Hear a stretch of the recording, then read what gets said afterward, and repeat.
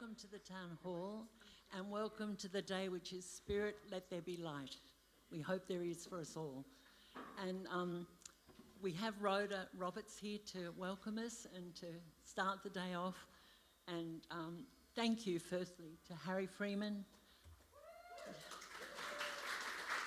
Shivamra, and Megan James, who was on the harp. Yeah, and we'll be hearing more from Harry and Shivram later. So I'd like to introduce you to the wonderful Rhoda Roberts.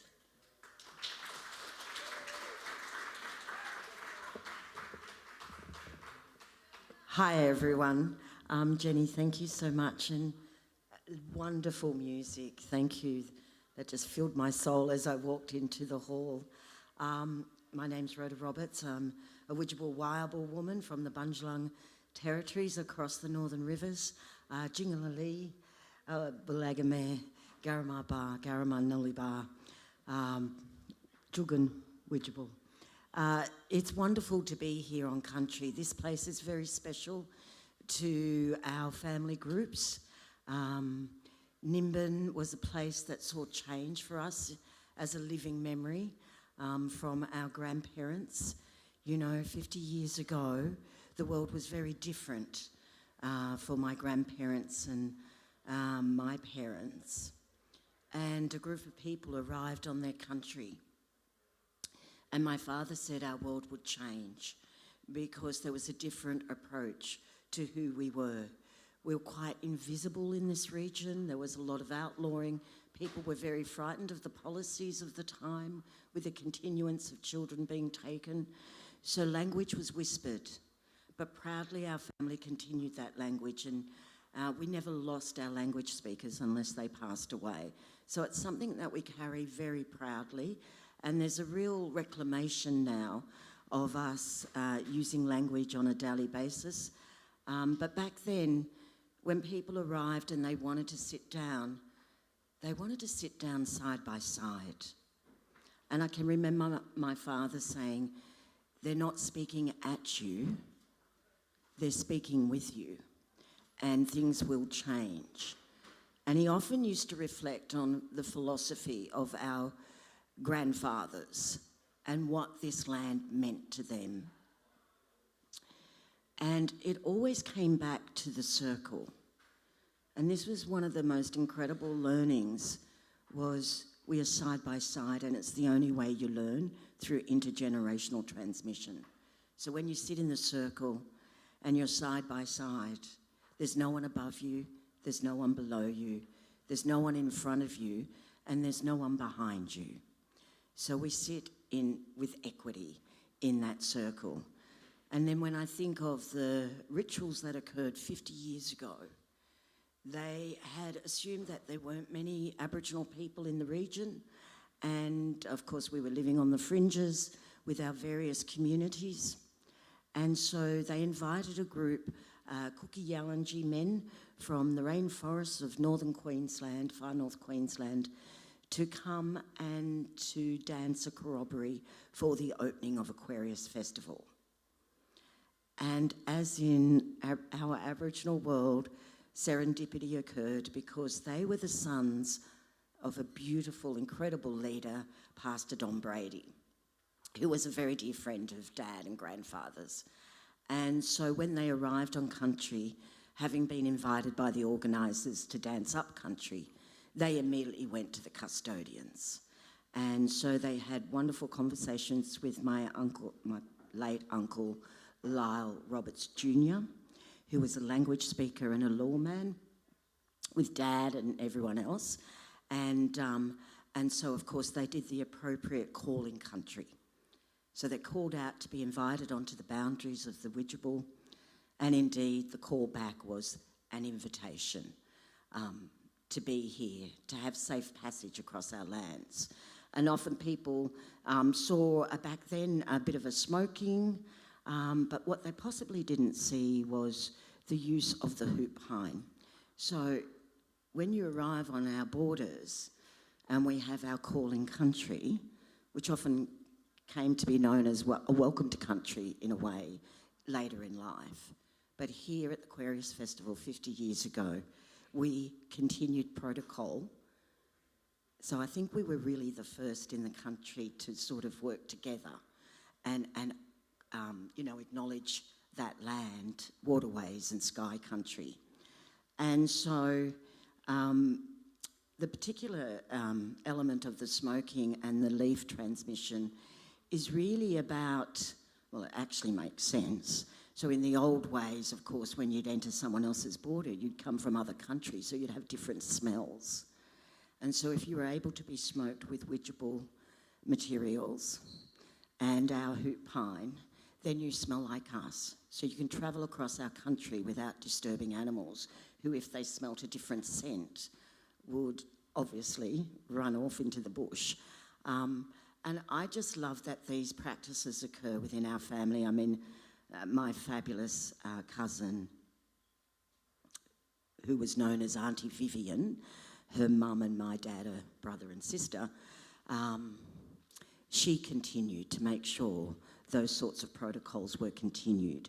And so back 50 years ago, Uncle Lyle did a naming ceremony. He used language and he invited non-Indigenous people to get up and stomp the ground like we have always done, to call out to our ancestors. And so I'm really honoured. Thank you so much just to be here. And I know Gilbert and everyone was wanting to come, but they're doing so many things. So on behalf of the family, we welcome you all here to Aquarius Festival. And 50 years later, our life has certainly changed. We now have platforms to have a dialogue. We're allowed to speak our language. We're allowed to sing our songs and dance our country up. And so I think the next few days we're going to see just an incredible sense. Those ancestors are with us, and this town has given us so much. And every time I drive and see those rocks, I think of my ancestors and how they literally laid down their lives so that we could be here. And today I have my daughter with me, and I don't think our grandparents would have ever realised that we could do what we're doing today. I guess with all the policies that existed, they possibly didn't see this as a future. But my great-grandfather, Lyle Roberts Sr., actually laid down 3 principles for us. And if you go into Lismore, they're actually, I think they're still there, but they're down in the park on a plaque that he wrote back in the 40s to say he wanted his Bundjalung descendants to live by these 3 points. And that was, never forget your culture and your race. Continue your language and your ceremony. And make room for the new arrivals and learn to work together. And I think he was such a visionary.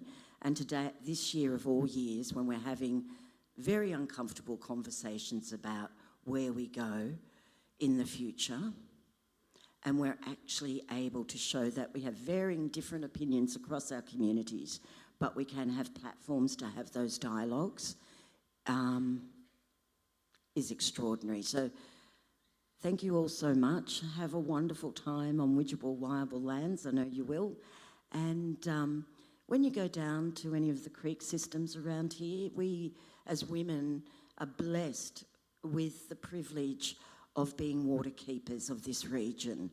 So just always call out and acknowledge that sweet mountain water that will continue to provide for us in the future. Thank you so much.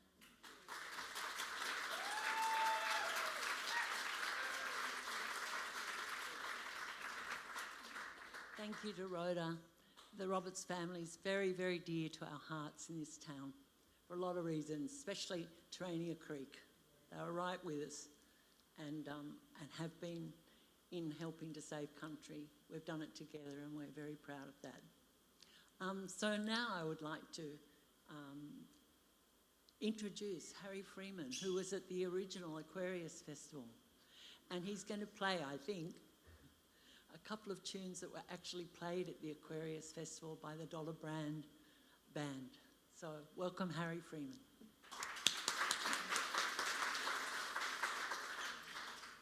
This is a piece that Dollar Brand called The Hymn to the Universe, an appropriate anthem, really.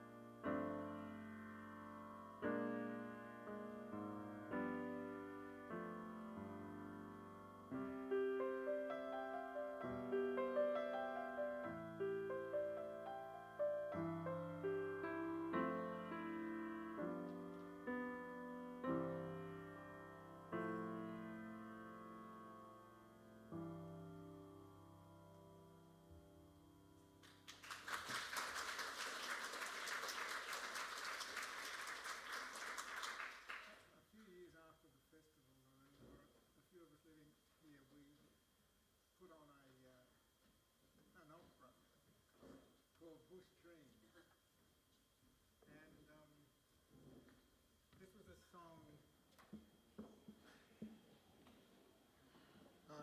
This was a song that we made for Bush Dreams, and it was a song of sitting around a fire at Thunderball Falls.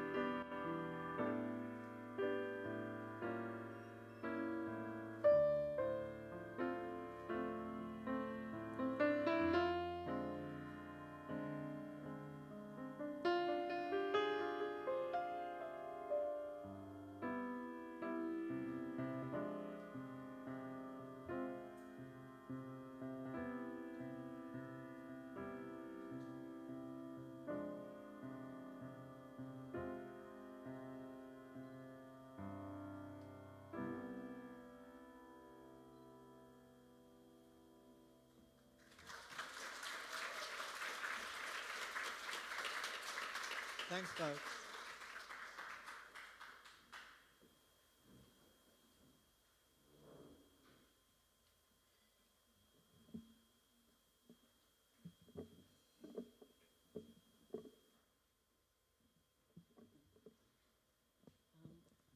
Thank you to Harry. Thank you very much, Harry. And I reckon we've got an awful lot to be proud of in this town. And one of them is that grand piano, which people bought, mostly Harry, to have here. And isn't it a wonderful thing for a community to own something so beautiful as that? Thank you very much to everyone who did that. And Shivam Roth is going to play for us now for about 10 minutes. And then after that, we're going to take a little break to get all the musical things off this stage and set up for Tina Mews's wonderful astrology talk. Thank you very much.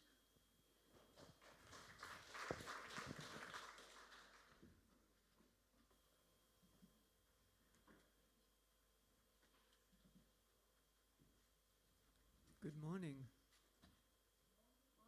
How's it all going? The Aquarius Festival. I'm honored to be here because I wasn't here 50 years ago. And but I think I'm the product of the Aquarius Festival in some incidental way. And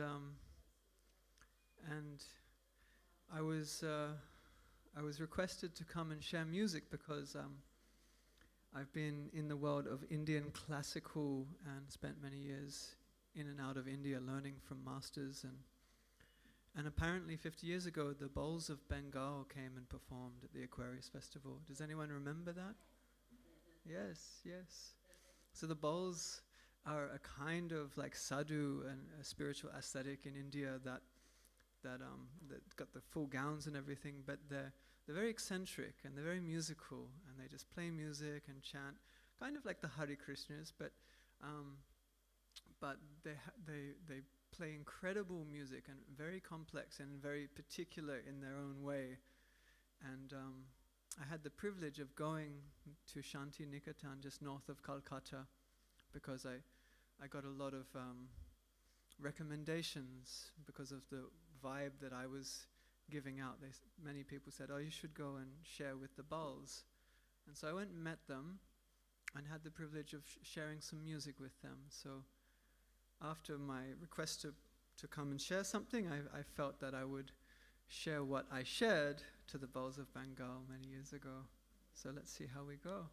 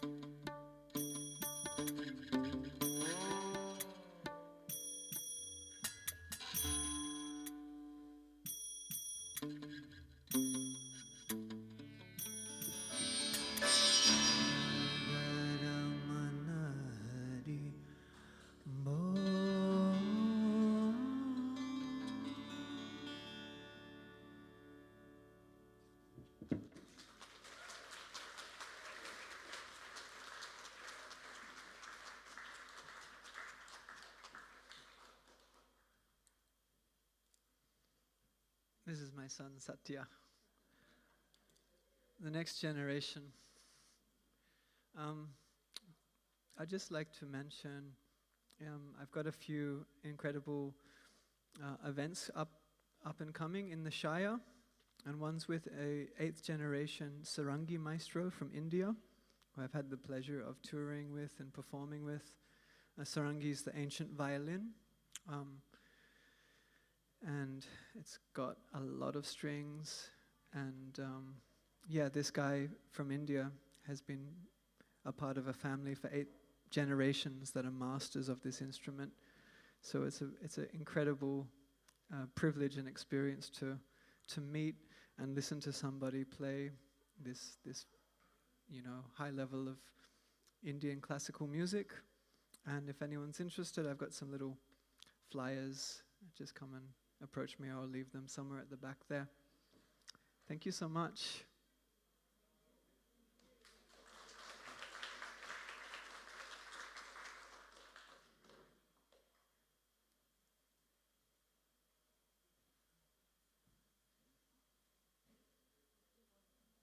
One more, she says? Well, she said 10 minutes. One more? Is that okay, Satya? Just one more? He's the boss, you know. Let's just do a little jam.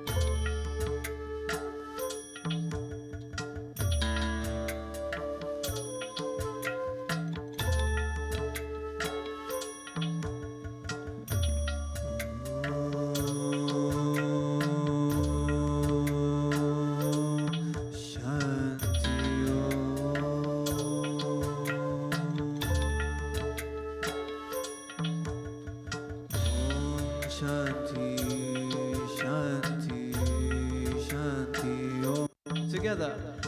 Om Shanti, Shanti, Shanti Om.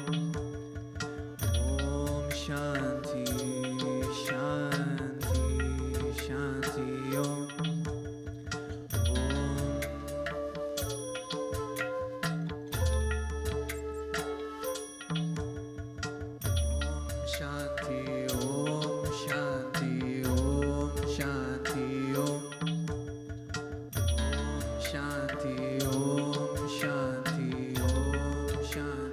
Keep it going.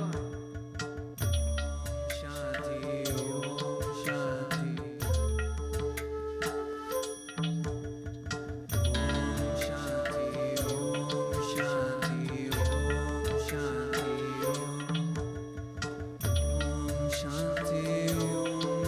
Shanti, Om Shanti, Om.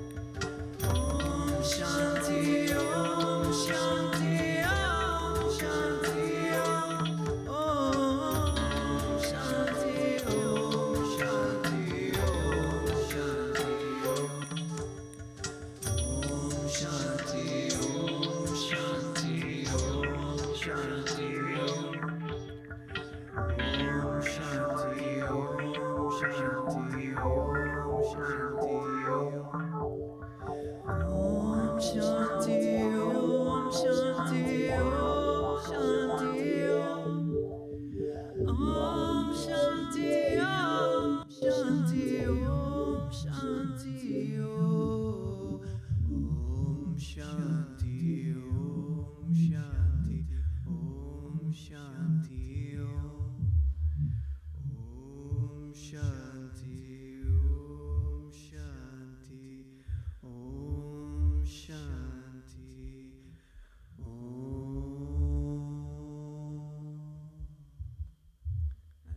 Together.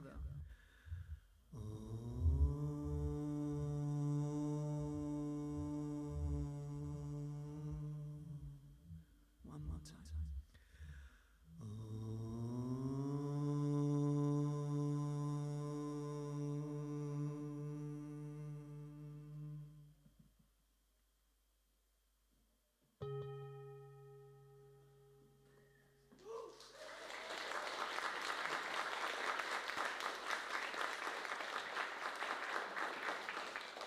In the true nature of Nimban and the magic of the unfolding of this Aquarius festival, everything was pure improvisation, including the nice jam that happened in the beginning of the sound check. So thank you for having me. It's been a wonderful privilege. Thank you for being here.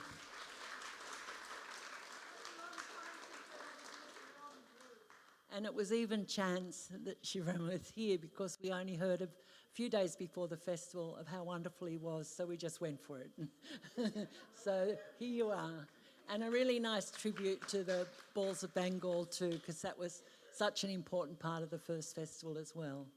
So look, don't leave the room because Tina Mews is going to do her wonderful astrology on Aquarius now. And we just have to get the musical equipment off the stage. But don't go because we haven't got enough time to go. Just stay. It'll be all happening soon.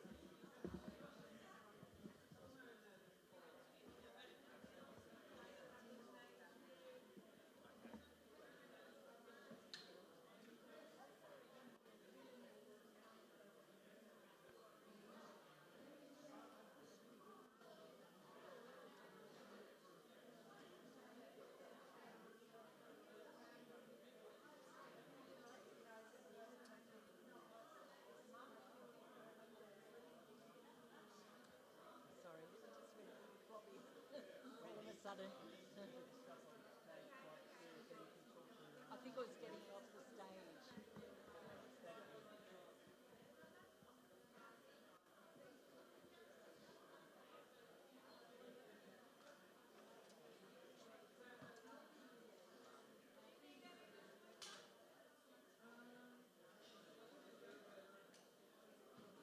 Okay, we're just a few minutes off being ready for Tina, so retake your seats and we'll be right with you.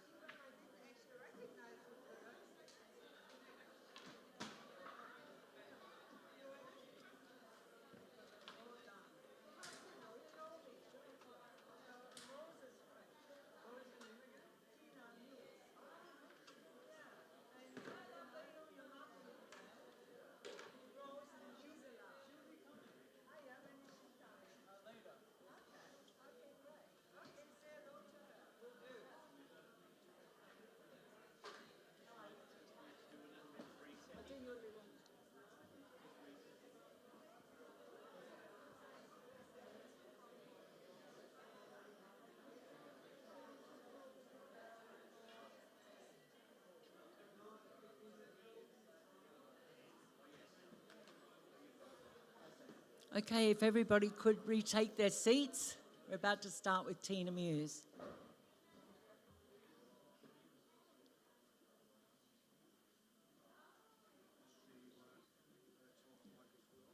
Yeah, she probably will. Paulie might have a little, Swiss Army knife if you need it. Will we find it? You've got one. What's that is? Yeah, yeah. It's all right, yeah. Yeah. Okay, because I'm not so accustomed I'll to just microphones. introduce you. Okay, thank you. Yeah. Hello, everybody, again.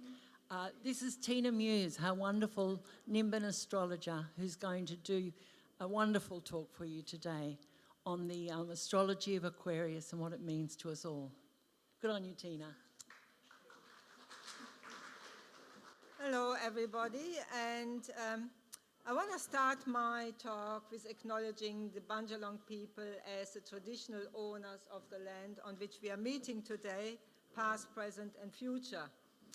And yeah, after all this beautiful music, we have to use the other brain now again too, because astrology is a bit, you definitely need to use your thinking as well as your feeling. So yes, I will be talking about the dawning of Aquarius and the threshold between the ages of Pisces and the age of Aquarius, because we're still in the changes from one age to the next.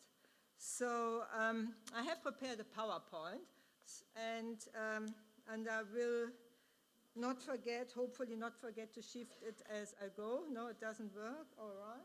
What's going on? It's not on. Modern technology. Okay. Let's should be working.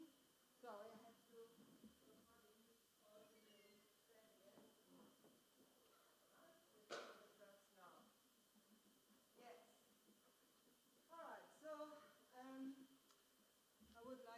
This a bit around. Is that possible? Yes. We will talk today about the world transits and the great shift which we are going through. We will also talk about the discovery of the outer planets, Uranus, Neptune, and Pluto as markers of the cusp between the age of Pisces and the age of Aquarius. And then we will talk about the precession of the equinoxes and the transition from Pisces to Aquarius. And last not least, I want to look at the chart of 1973, the Aquarius chart from 1973 of the festival then, which I would also call it is a Nimbin chart of today, because the Aquarian spirit area then, didn't it? You know, so we have a bit to talk about. So. Okay, let's start. Okay, so as we all know, the world is experiencing a revolutionary transformation, and it's characterized by breakdowns, breakthroughs, and radically changing paradigms, but also by feelings of great uncertainty about the future. And humanity finds itself at an important crossroad. So in astrology, we study the cycles of the outer planets, from Jupiter through to Pluto, and especially from the three outermost planets and the so-called transpersonal planets, Uranus, Neptune, and Pluto, to make sense of our collective experience. Because we acknowledge in astrology that there is a correlation between what happens in the world, between historical events and planetary movements. And these cycles of the outer planets are our most powerful tool for predicting world events. So, for example, the movements and cyclical alignments of Uranus and Pluto, the two outermost planets, is a combination which in the astrological perspective is correlated with times of revolutionary transformation. And think back about the 60s. That's when Uranus and Pluto joined in a conjunction. And this conjunction only happens between every 130 to 140 years. And when they came together between this, in 1962 to 68, we had a lot of revolutionary movements going on. We had the anti-war movement, we had civil rights movement, we had a lot of protests all over. And also what happens at a conjunction, the seed ideas get planted, new ideas, it's the beginning of a cycle, and during the entire duration of that cycle, the seed ideas which get planted during that conjunction will unfold, will be released and developed. So we had the big revolutionary changes of the 60s. And then again, these two planets, Uranus being the archetype of liberation and revolutionary change, and Pluto being the big transformer, the deep transformer, they met again in the years between 2010 and 2018, and they met 7 times, creating a more stressful square aspect. And again, we had these movements, revolutionary movements all over the planet again. We had the Me Too protest, we had the Black Lives Matter protest, we had a lot of climate change protests. So there was another very significant time frame.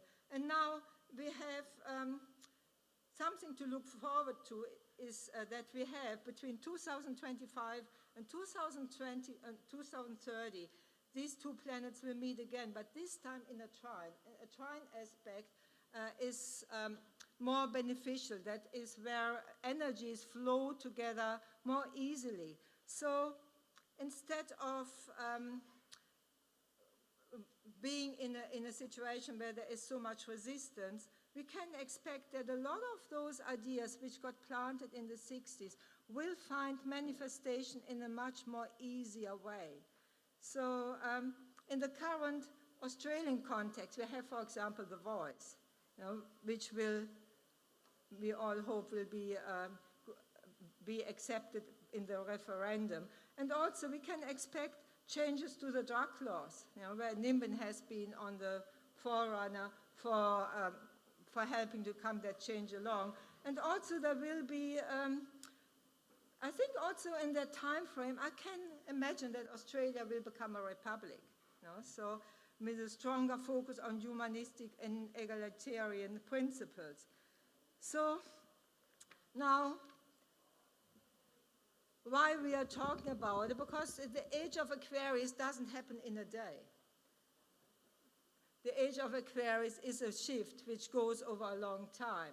And it actually started in 1781. That's when we entered the cusp to the age of Aquarius. Because what happened in 1781, the first outermost planet, Uranus, was discovered. And why did Uranus get discovered? Because we invented the telescope. And once Uranus was discovered, the universe doubled in size, because until then, the end of the universe were the rings of Saturn, and that was the end, that was the limitation, that was the boundary. But then suddenly there was this big exploration of space, there was this big exploration of freedom. And it was then externalized in the French Revolution and also in the American Wars of Independence and in the American Constitution. Because what happens when Uranus was discovered, that's because of these events happening at the time, we assign Uranus as the archetype of liberation, the archetype of revolutionary change. And because that was what happened at the time. And that happened during the Age of Enlightenment. So, and Uranus is very important to us because Uranus is a planet who rules the Aquarian age. And what also happened around that time was the Industrial Revolution, because Uranus is heavily related to technology and science. And during that time, there was a split also away from the church, more to a secular society.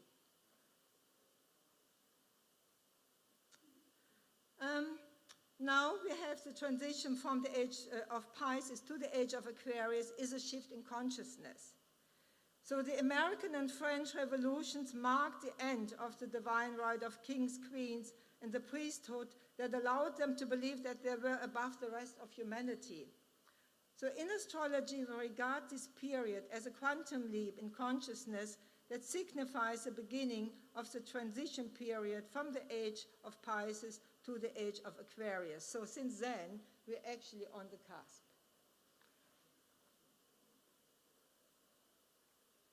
So the next planet which got discovered was in 1846, was Neptune, which then was assigned the rulership over Pisces. And when Neptune has been ascribed the keywords of inspiration, spirituality, psychism, romanticism, idealism, compassion, escapism, amongst many others, because it's interesting to note that its discovery falls during the Romantic period. There was a lot of development in art, there was beautiful music and poetry that probably was also inspired by the popular use of narcotic substances of the time. So Neptune is the urge for ecstasy.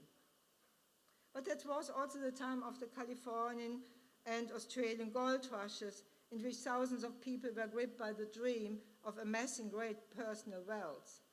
And very important also of the time was a remarkable growth of interest into spiritualism and occult sciences. People were holding seances. The Theosophical movement was established as a growing resistance to materialism and rationalism of the previous century. And what happened at the time too, a lot of the ideas from the East came to the West. So it was also the time when Karl Marx wrote the Communist Manifesto, when welfare of the poor became a public concern.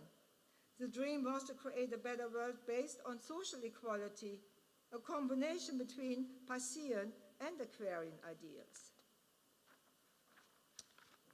Then the next planet who got discovered was Pluto. Pluto being the ruling planet of Scorpio, but important about Pluto is that Pluto has entered the sign of Aquarius just recently on March 23rd. So that's a huge shift. And we will talk a bit more about that now. So Pluto was discovered in 1930 and has a long orbit from 246 years. And Pluto has been ascribed the words transformation, regeneration, power, control, life, death and rebirth, collective evolution and survival. And it is said to generally rule the underworld and the dark and generative forces. Think of 1930, that was a time of the Great Depression. And it's also when the technologies which then led to the atomic bomb were developed. And it was also the time of the fascist movement of the Third Reich in Germany and Stalin in the USSR. So it was a quite dark time around that. So Pluto has that kind of dark, brings up the collective shadow, brings out the collective shadow. And since the discovery of Pluto, we have gained the power to destroy our planet or transform it, and it very much depends on the level of those in power over the next few decades. So interesting to note is that the most recent, where is that one? The most recent Pluto transit of Pluto entering Aquarius was in 1777 until 1797. So coinciding with the discovery of Uranus and coinciding with the Age of Enlightenment, the French Revolution and the Bill of Rights and the American Constitution. So it's a big shift, Pluto into Aquarius. So now Pluto entered Aquarius, like I mentioned before, on the 23rd of March, and because it's a slow-moving planet. So the slower something moves in astrology, the more powerful it is. So Pluto just entered Aquarius on March 23rd, but already will move backwards into Capricorn on June 11 and will not re-enter Aquarius until next year in January. And then we'll go back once more into Capricorn for another 2 months between September and November. And Pluto will be fully in Aquarius by the end of 2024. So whatever Pluto touches becomes empowered for good or ill, gives power to the extreme and can take power away from the extreme. And it hastens the death of an old order and gives birth to new worldviews. So Pluto has to do with finality and the struggle to bring the collective shadow to light. And a lot of that collective shadow is coming up right now. And that's Pluto's job, bringing up all that which doesn't work well. So that we can evolve into a different world.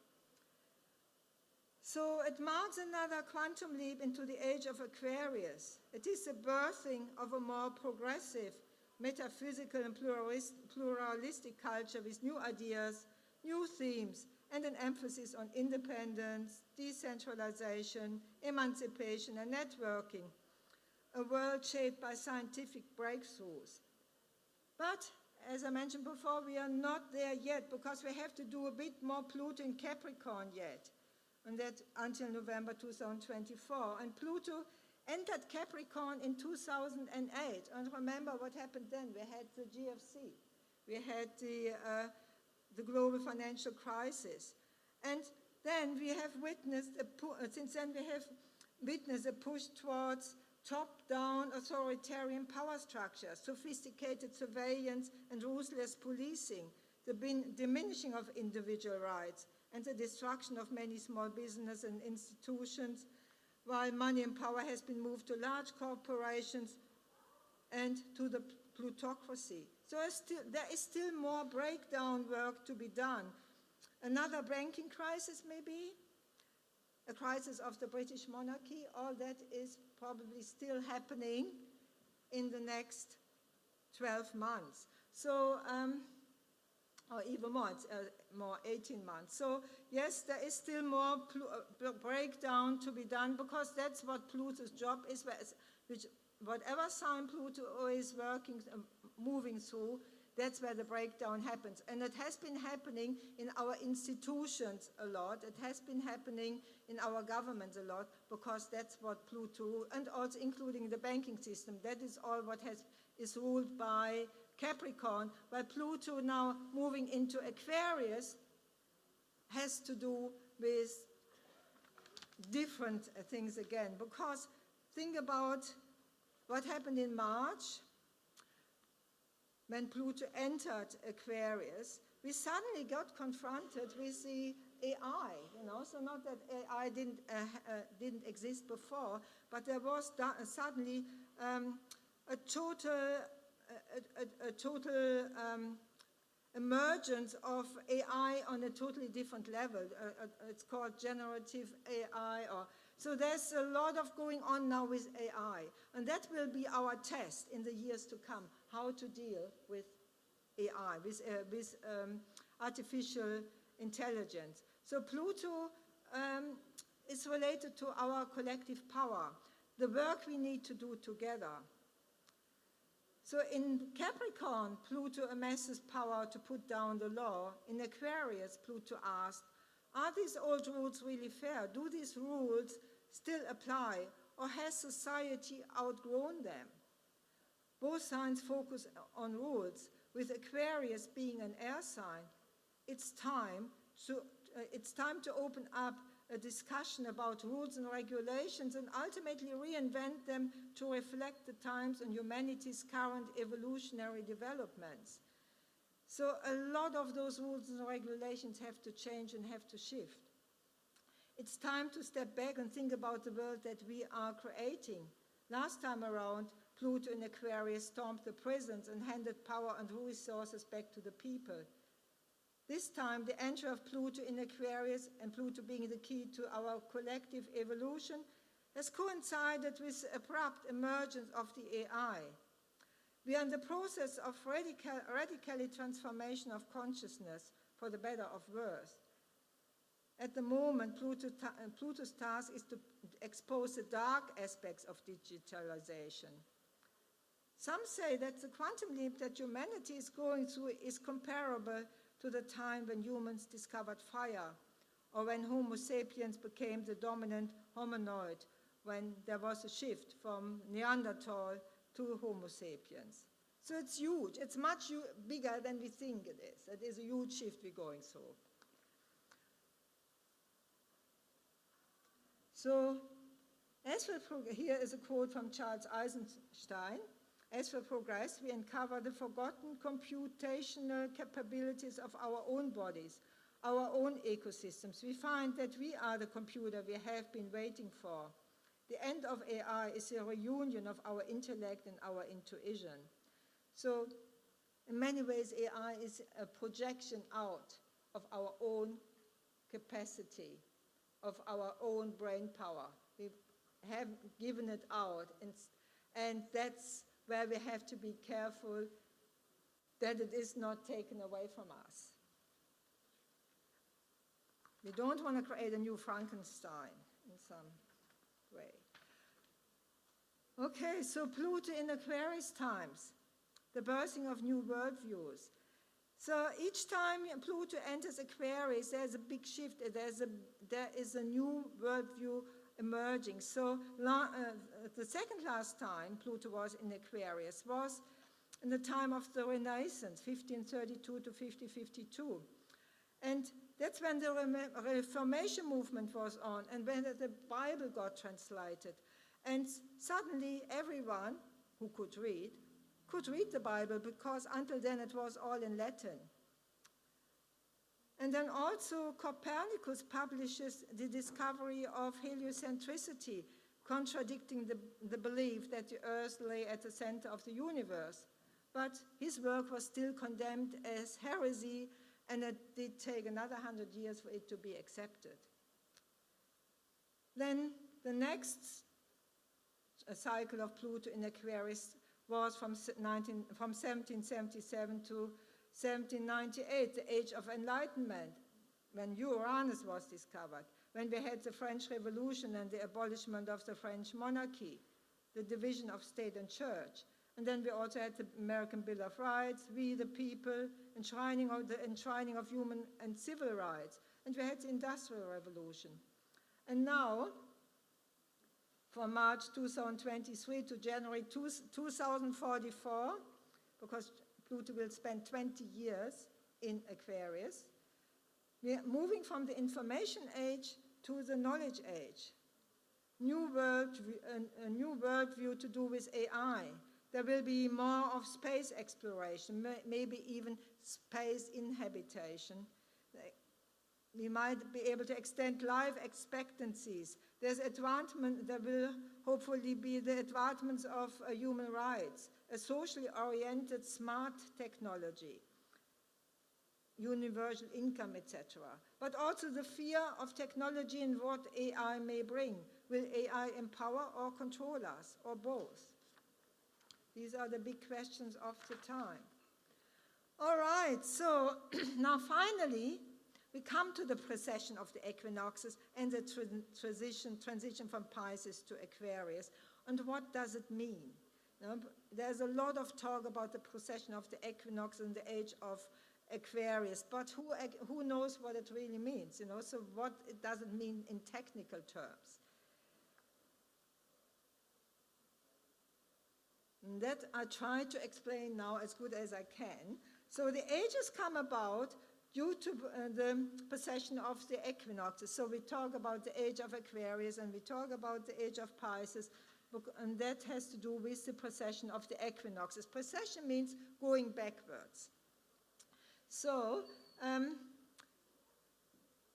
the first point to understand is that there is a separation between the tropical zodiac, which we use in our Western astrology, and the constellations. So I don't know if I can show you that, but can you see? Okay, so the Western astrology uses a tropical zodiac which is aligned with the seasons and starts at 0 degree Aries. Can you see the Aries symbol just between Aquarius and Pisces? So that is a tropical zodiac. And it starts at 0 degree Aries, marking the vernal point in the northern hemisphere, otherwise known as the spring equinox. And precession measures the retrograde motion of the spring equinox, or the vernal point, as it moves along the ecliptic and backwards through the zodiac. When the vernal point reaches a new sign, it marks the start of the next astrological age. Now, precession is caused by the wobble of the Earth on its axis, which causes the position of the celestial poles to drift backward through the constellations. So at the moment, the Earth's axis is pointed towards Polaris. The northern axis is pointed towards Polaris, the North Pole. And in 13 to 15,000 years, the Earth's axis will be pointing towards Vega. So it takes a long time to make one whole cycle. So it takes about 72 years for the equinox to move 1 degree backwards through the zodiac. So each sign of 30 degrees takes roughly 2,060 years. The whole cycle is completed in about 25,920 years. So assigning a particular day from when we move from Pisces to Aquarius is extremely difficult because we're talking about huge time spans. All right, let's talk about the age of Pisces, which we are still in. So, because we are on the cusp, we are in between. So the age of Pisces. So for 2 millennia now, we have been under the influence primarily of the watery sign of Pisces. So the age of Pisces started probably around 50 BC and will last until 2100 AD.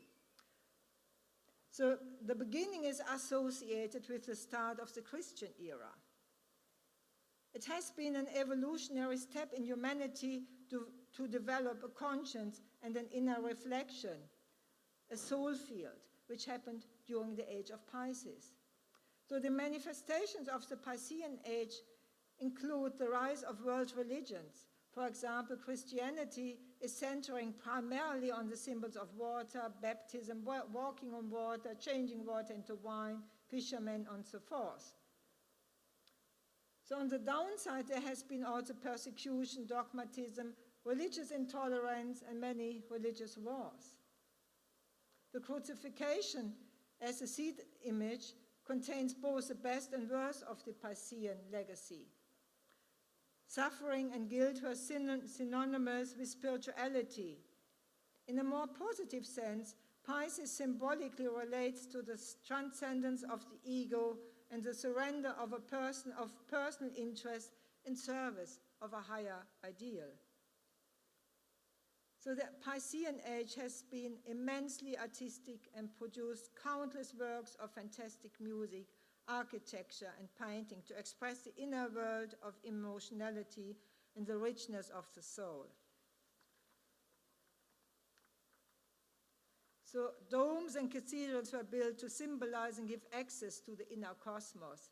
If you ever have entered a beautiful old cathedral with a dome, you really get, at the same time, lifted up, but also brought within, so it's an amazing feeling. Of course, all these old cathedrals are built onto the laws of sacred geometry.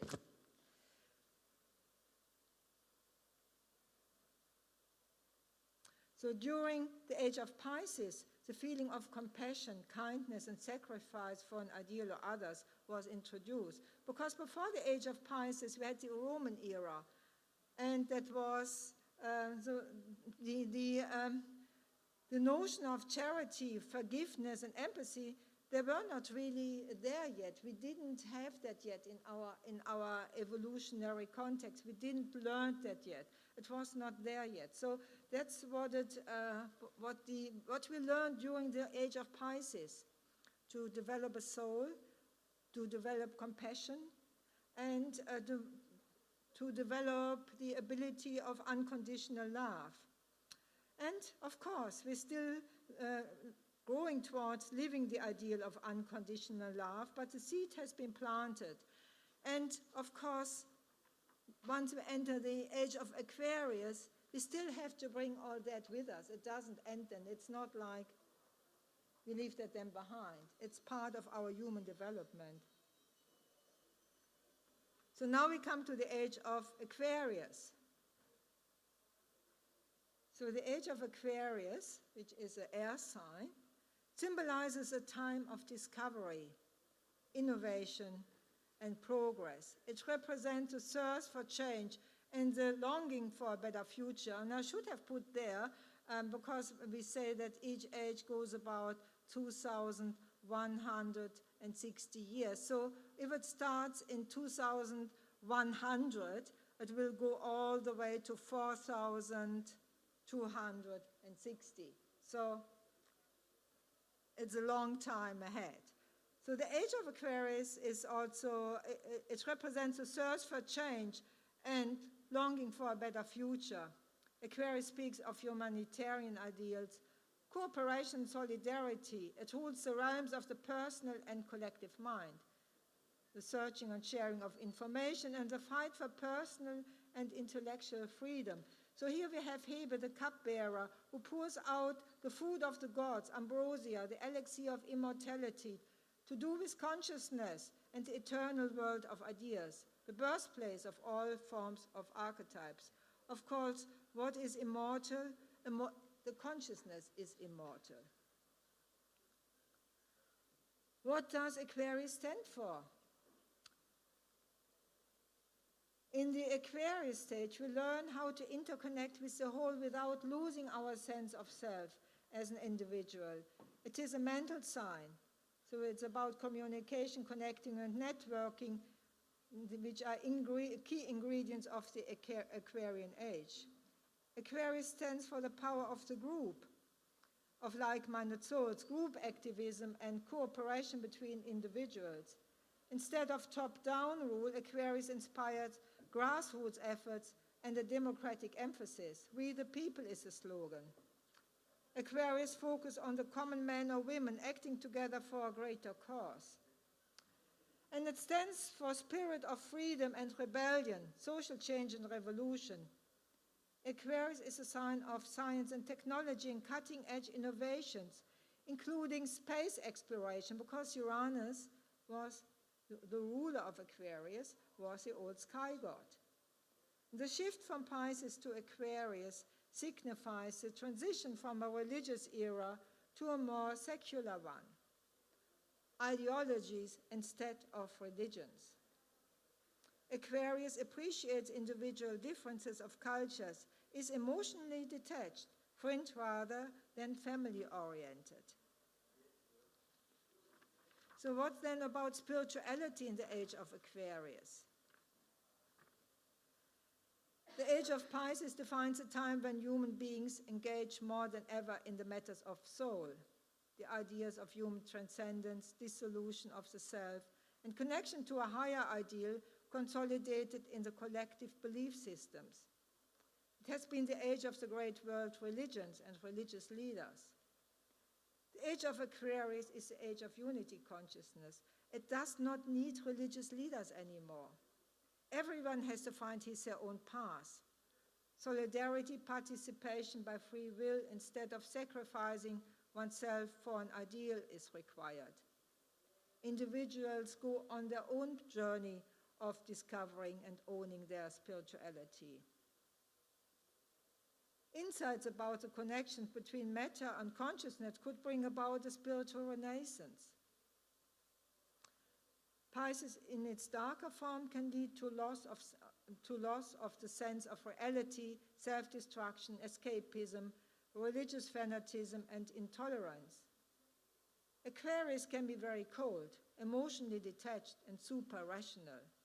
So when transitioning into the age of Aquarius, we need to bring the soul development of the Piscean age with us.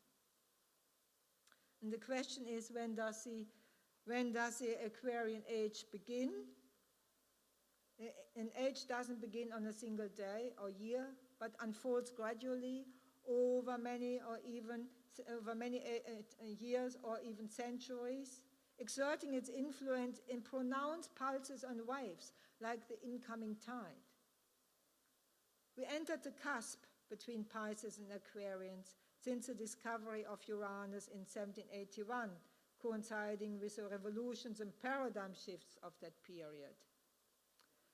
Major planetary configurations or transits that occur on the cusp between great ages can be regarded as being like cosmic triggers, in a way serving to activate and illustrate the transition from an older epoch to a newer, dramatically different one. They are the micro-triggers taking place within the larger macro stages of the great ages.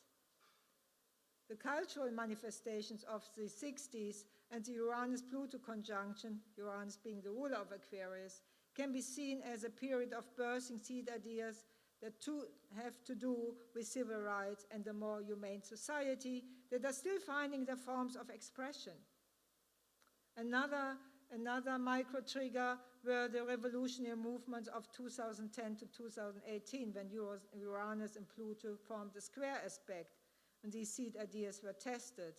While during the incoming beneficial trine aspect during 2025 and 2030, these seed ideas will continue to manifest and can greatly assist us in creating a more ecologically conscious and holistically unified world. So it's only 2 years away when this trine aspect comes in. And a very famous French mundane astrologer, André Barbeau, he predicted that these years we could see a splendid relaunch of civilization. So even now it looks all still pretty not that good. It could all change very quickly. Additionally, Pluto in Aquarius during 2023 to 2044 is another step into the Aquarian age. And however, technically the age of Aquarius will not begin before 2100, so we are moving through the dawning of the age of Aquarius for another, how many years? Another 70 years or so, yeah.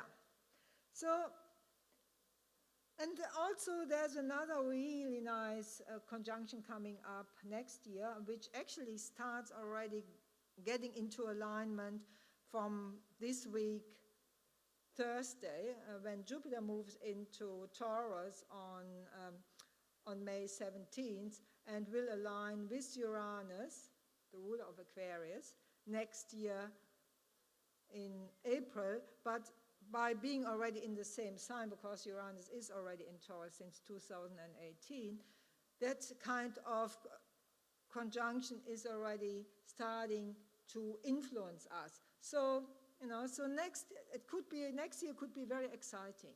So it's already starting soon. I think we already feel it, because all this, in the last few weeks, what's going on in Nimbin, there's so much excitement, there is so much freedom going on, so much people are really excited to see each other, so much cooperation, so much working together, and it's all in the spirit of Aquarius. I think we are feeling it already, and it will only get stronger. Now I want to, last not least, to show you the chart of the festival. I don't know what time in the day the festival started, so I put the birth time for 11 a.m., no idea. Probably it just has no particular moment of a beginning. But what was amazing, what is amazing in the chart, there is a grand trine between Jupiter in Aquarius, who brings really in these Aquarian ideas, Uranus, ruler of Aquarius in Libra, who brings together the people in a very cooperative kind of context, and Saturn in Gemini, who manifests those ideas. And I wrote here, new ideas that can be channeled and grounded with ease, breakthroughs in a cultural context that is cooperative, humanitarian, open-minded, and avant-garde. So that was a very special time. Tomorrow I give another talk at the Church of Aquarius, and I will go a bit more in detail into it, while today that's not really the time and place.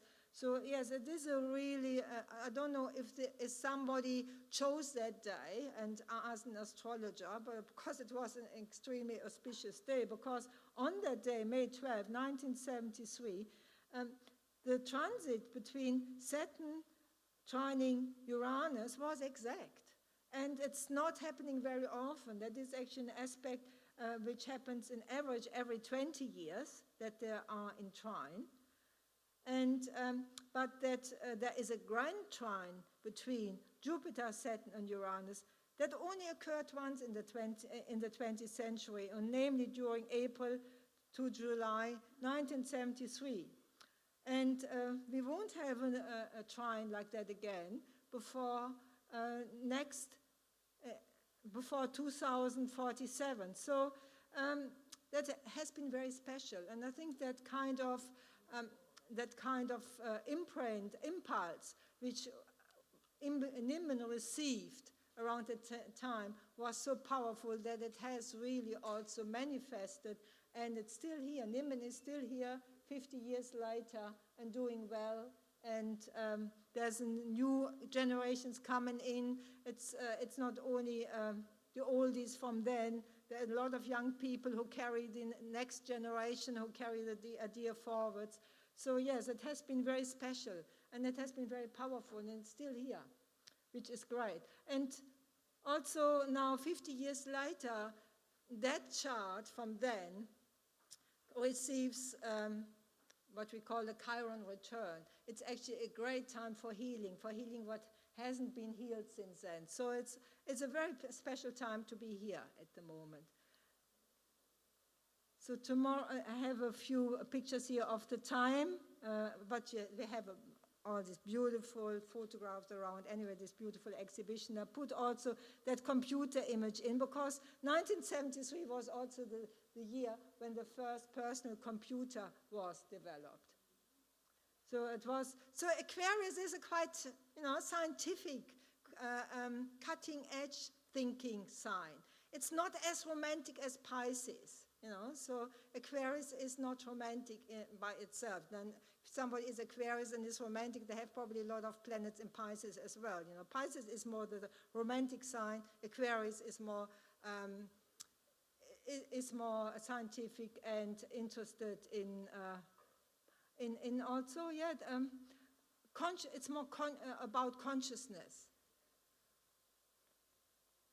I have here a list of keywords for Pisces versus the age of Aquarius. You can have a look at it. So important is that also in the age of Aquarius, we do not have really religious leaders anymore. We do not have to follow a guru anymore. We follow our own conscience. And that's very major, because it is not, we cannot give our responsibility to anybody. We have to own it ourselves. We have to be sovereign within ourselves, you know. So that's, while in Pisces, we still were looking for, okay, who can carry that for me? You know, who can carry that ideal for me, projecting out the ideal on somebody who can carry it for me. That doesn't work in the age of Aquarius anymore. So we have to come together and carry it together, everybody in its own right. All right, so tomorrow I'll give another talk in the Church of Aquarius between 10 and 12. It will be more interactive. It will be more a bit like a workshop. Please come around if you can. And also I teach astrology from the Lilyfield Community Center. I start a new class again on May 25th about the outer planets from Jupiter through to Pluto. And I have a one-day workshop about the upcoming nodal shift of July 2023, which happens on June 10th. So if you're interested to join us in our astrology work out at Lilyfield, please leave your, I have a list here. You can put your name down if you like, or take a card. And that's the end of my talk. Thank you very much.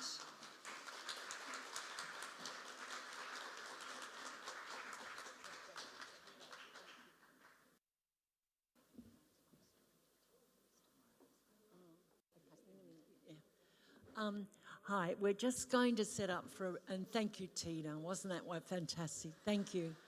And we're just going to put the screen down and put a few more chairs down, and we'll have Mira, Stannard, Judy Arpana, and Rose giving us their spiritual insights. So we're just going to do it very informally here at the front, because Mira's broken her ankle. And so we're going to set up 3 seats for them there. And if you'd like to set up around them, we might think that's, you know, just very intimate talking circle. Thank you.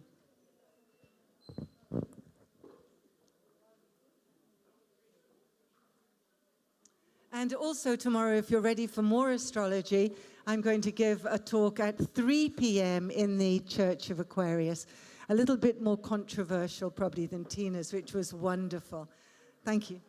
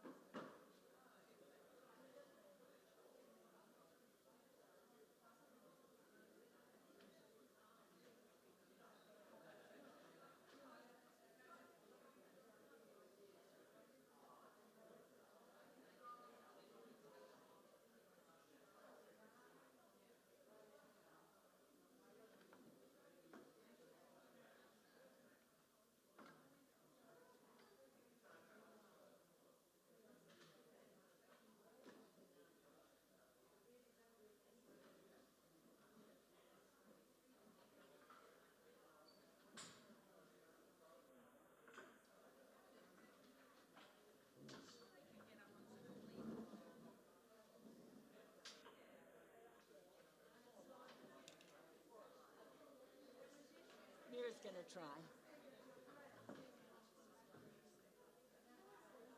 Do you think you can?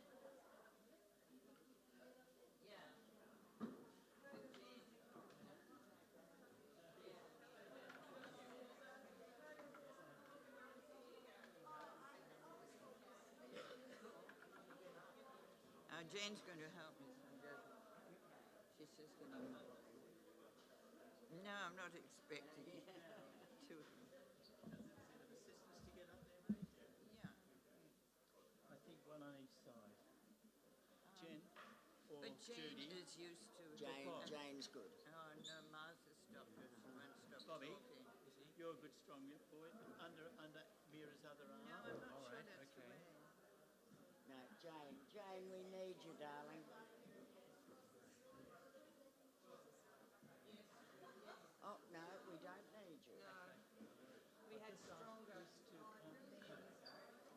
Chris has said he's turned up behind It's just your room at home. He knows exactly where our house is. I'll get him to take him up there. Right, okay. You can set up, Yeah, chill for a bit, yeah. or come on. I'll come on back. down. Yeah. So we'll wait until he turns up. Okay, bud. Where's the toilet, by the way? Out there, go to the right, then down the roadway.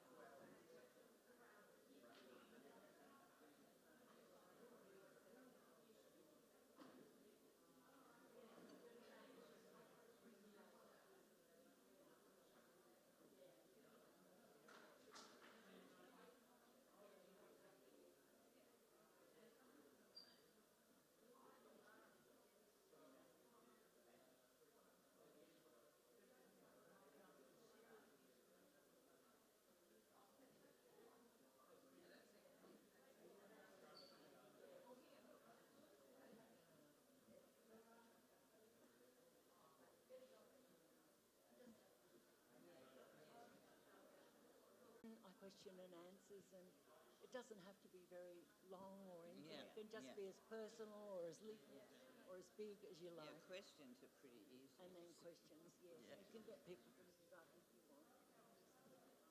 Well, I doubt if many will come in because they've been sitting for quite a long time.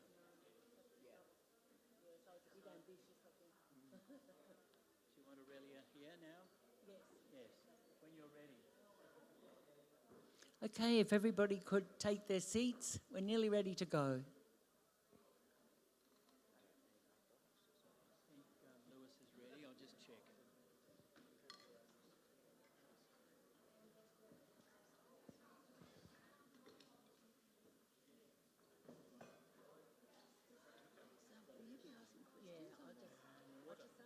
Oh, you got some? Yeah. Water. And then go to Judy. Water. Thank you, Arpana. Then to you. And I want to ask, what were the spiritual people that you ran into, situations you found yourself? Where did life take you for you to be at this point now? Okay, yeah, all And right. we'll lead you in that. You don't have to do a dialogue. Okay, everybody ready? Take your seats.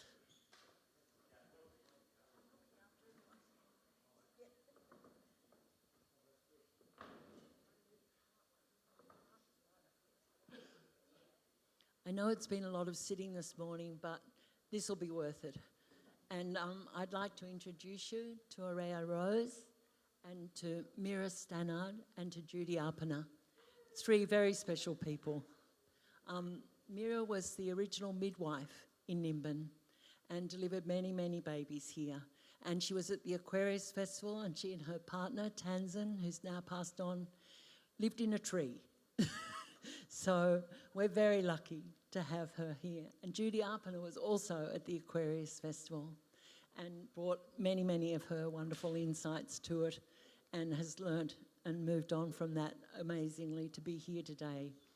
And so I'd like to start with Mira because she's a very dear friend of mine, and she and Judy both are.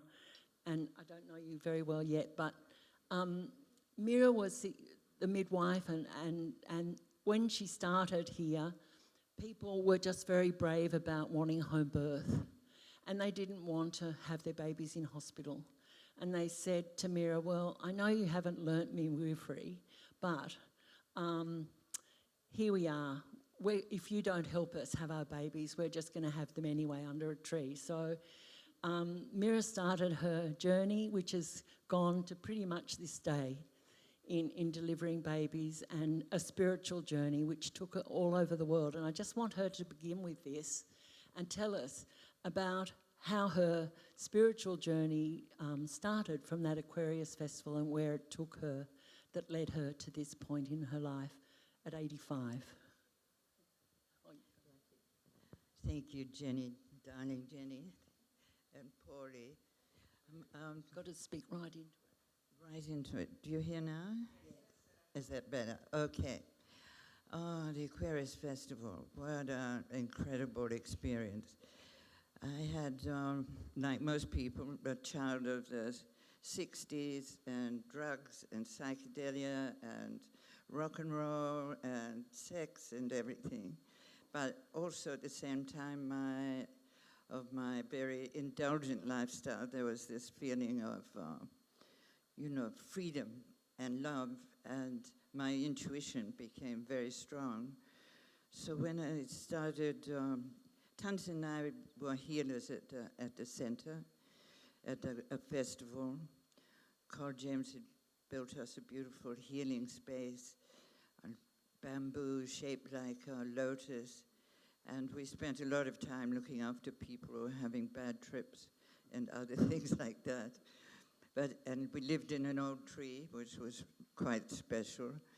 And there was some strong, I remember a Swami Compassion who was there, who had a very strong spiritual effect on people.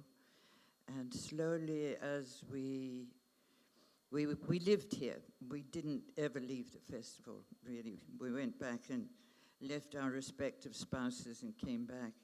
And we worked with old settlers and new settlers. So these incredibly brave women were going to have their babies anyway, and because I had 4 kids and was a healer, I began attending the birth, and that was like really, really inspiring, just seeing these powerful women. And we started a group called Birth and Beyond, where we had checkups and yoga and sharing circles every week. And then the other women and couples who were less certain about having a home birth, they were so inspired by the group, and it really grew with huge community support. And now I kind of think back, hundreds and hundreds of babies all over the world later, how kind of brave I was. It's like, yes, my gosh, it's life and death. But somehow I was always attuned to the mother and the father and the environment, and felt guided. I would, in the beginning, actually, if I had a problem, I would go outside and just be in nature and it seemed to me that there appeared this figure. It was like a mixture of Kuan Yin and the Catholic Mary, because she had a blue cloak, and always kind of advised me in the beginning, had my trusty pendulum, and somehow just being there, present every moment, and not abiding by rules. I just felt so guided. That woman stopped appearing, but my spiritual energy grew from then. We got involved with Buddhist monks, Kantipalo, who gave, and Longpi gave spiritual retreats in Nimbin. There was a wonderful old forest monk who lived in a dome at Ixtlan farm where we lived. And the spiritual vibe, we grew and grew. We went on a Buddhist pilgrimage, and then we ended up with someone quite extraordinary called Papaji in Lucknow in India, where we lived for a year. And that was, I think, my relationship with Tansen was very, I think, based on our spiritual search, because we survived all kind of other traumas, and we were together like 24 hours a day, 7 days a week most of the time, doing healing seminars, treating psychic seminars, delivering babies, everywhere, all over the world. And underneath this was this incredible commitment to our spiritual path. And just meeting a master who was so clear, told us we're not the mind, we're not the body, find out who we really were. And we were already that. There was nothing we really had to do, just be quiet and be who we really were. And when my partner died, that infused our whole time of his dying and his death, which was very beautiful. And he said, I just want to finish what he said to me just before. He said, I'm not afraid of dying. I've had a beautiful life. I have no regrets.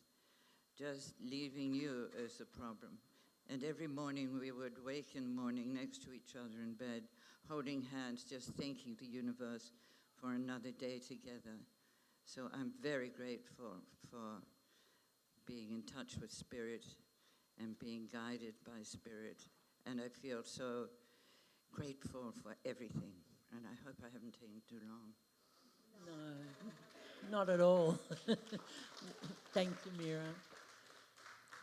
And Judy Arpana next. I'd love you to just go through the same journey in your own way. Okay.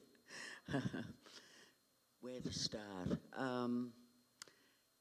As Mira was speaking, you mentioned quite a few people, and one of the first people that I met that had a profound effect was Swami Compassion Kuranananda, who was an Australian Swami who was recognised in India as a great being. And he was at the festival, but I met him in Melbourne, and I remember our eyes meeting and feeling for the first time the unconditional love. And in a way that sort of changed my life. Before that, I'd been quite a dedicated alcoholic, and somebody came along and said, why don't you try this, and gave me a tab of acid. And that changed my life completely. And overnight, I stopped drinking. From drinking every day, everything was around alcohol. After that first acid trip, I just stopped drinking. Took me a week to realise that I didn't need to go to the pub. And I later joked I could never be a drug and alcohol counsellor because I'd just say, take acid. It's what worked for me. However, looking back and reflecting on my life, I, again, like Mira, feel immense gratitude. I feel like I've just been blessed with the most amazing experiences, and people who have come along when I needed them most. And teachers come in many forms, and some of them may be in robes, and some of them may be beggars on the street in India. I ended up taking people on Buddhist pilgrimages to India for 20 years, and many teachers along the way. And I just have this very strong intrinsic belief, when you are most spiritually in need, a teacher will appear. And to just be open to that idea that there is always the help available, and they may appear in any form. So to just be open to the idea that there is always that assistance and help, but we don't know what form it's going to come in. And I think that's enough from me. Thank you. And also I learned something, well, I've learned a lot from both these women, but from Mira, she often, when she gets a problem, just kind of sits there and lets the universe come in, lets the space be there, lets it unfold without her domination of that moment in time. And I think it's a really useful tip, because I've taken it on to do that myself, and I've really found that when I'm in deep shit somewhere and I can give it a few minutes to really let that unfold, it really helps in life. So now I'd like to pass you on to Arelai. That's it, yes. Thank you. Yeah, hi everybody. It's lovely to meet you all. So, yes, reflect. That better? Yeah. Unused to speaking into mics. All right, so yes, just reflecting on what my teachers were, and I think it's like all of us when we really reflect on that, which I hadn't really until you asked me to reflect on this, Tina, but also understanding that everybody in our life is a teacher. Everybody in my life was a teacher, from my parents, siblings, friends, teachers, throughout school and beyond. And being a mother is probably one of the greatest teachers of all, and leads you to some deep spaces within yourself, things that you perhaps don't really want to look at or address, because your children will bring up your dark aspects, the anger and that they can elicit within you, and then we don't want to feel anger towards our children, and yet it's there. And so for me, I needed to do something about that, and to look at where this anger came from and to release it. And so on, and throughout life, various teachers crossed my path. But when I think of the most profound teachers, I would say would have to be Mother Nature itself. I think I found God when I was out in nature, and I realised I'd been looking for God in all the wrong places through the New Age movement and through looking outside of myself, but was when I was actually spending a lot of time in nature when I was travelling around the world on quite an extended trip, that I realised, yes, this is where God is. This is where the love is. This is where all the answers are to be found. And I've always found that I've been guided by nature, very often by birds, feathers, the wind. The wind would often come to me and give me a message. And then I started studying natural therapies in the early 80s, and then later on in the early 90s I found myself opening up quite a large healing centre in Sydney's Northern Beaches. Very enthusiastically took on this very large space, which cost one heck of a lot of money. Had no idea how I was going to pay the rent each week, but you're presented with something which just seemed I couldn't say no to, and of course the money most of the time was there to pay the rent. But through that, and having to fill up the space with practitioners, running workshops, we invited a lot of people from locally and internationally to come and present and speak, because we had a very large, well, it was a yoga room, which we more or less converted into a conference space. And they were wonderful teachers for me. I learned something from every one of them, but mainly it was going within, releasing what was there, what was buried, what was held in the shadows. And of course, the more that we can release, the more light that we can bring in. And then I found the wonderful Dolores Cannon in 2011 when she came to Australia. And I had discovered her book several years beforehand. And I was very excited when I heard that she was coming to Sydney to give talks and workshops. And I took her training. And I don't know if you're familiar with the work of Dolores Cannon, but she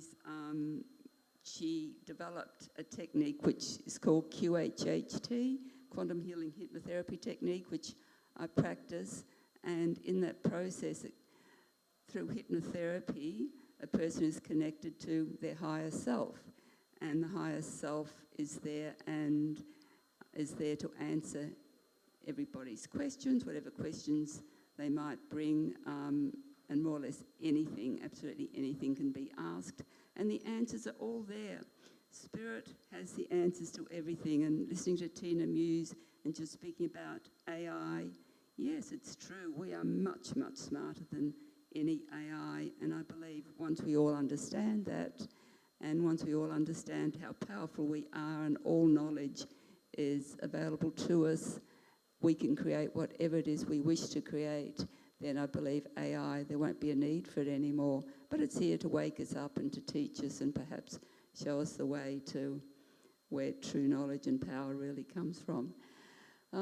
So through the work of QHHT and connecting people to their higher selves, they find that they can receive answers to all of their questions. They can receive answers at whatever level they're ready to receive them. And when I've got that person in the room and have them lying down, because it's very important for them to be comfortable, and their higher self comes in, the energy in the room is just it's so palpable, it's so full of love, and there's just nothing like it. And to be able to tune a person into that level of their being is a wondrous thing. And of course, the things that people express during their sessions, I'm learning all the time as well. So that has just furthered my spiritual growth, I suppose you could say, and deepened me into my own understanding that I really am, we're all one, we're all part of the same source, and there is no separation. So it's gone beyond an intellectual knowing to an absolute knowing. So, and I am going to be giving a talk tomorrow afternoon at the Church of Aquarius from 1 to 3 on past life regression, and which is quite a big part of QHHT, where a person will go into a past life to understand why things are happening in their life the way they are now, and perhaps to understand what their soul lessons are. So I am going to be doing that tomorrow from 1 to 3 at the Church of Aquarius, and we're going to be doing a group past life regression. So that'll be an opportunity for everyone to see whatever their higher self might want to present to them as which is relevant to their life today. So if any of you are free and would like to come along to that, love to see you. So thank you, everyone, and lovely to address you all. Thank you for all being here. Mm-hmm. Thank you. Thank you. And because it's not very often you get to sit with people full of love, full of light, full of compassion, full of healing. Judy Atkinson worked with AIDS victims as they were dying for years and years, and has done so many extraordinary, compassionate things. And there's not much more compassion that's required within a birth when you really got to be totally there for that person and their help. So if anyone would like to ask questions of these wonderful people, you'd be very welcome to come up and take the microphone and ask something for them to hopefully give you an answer to. Judy, what inspired you to start working with AIDS patients like that? That must have been huge.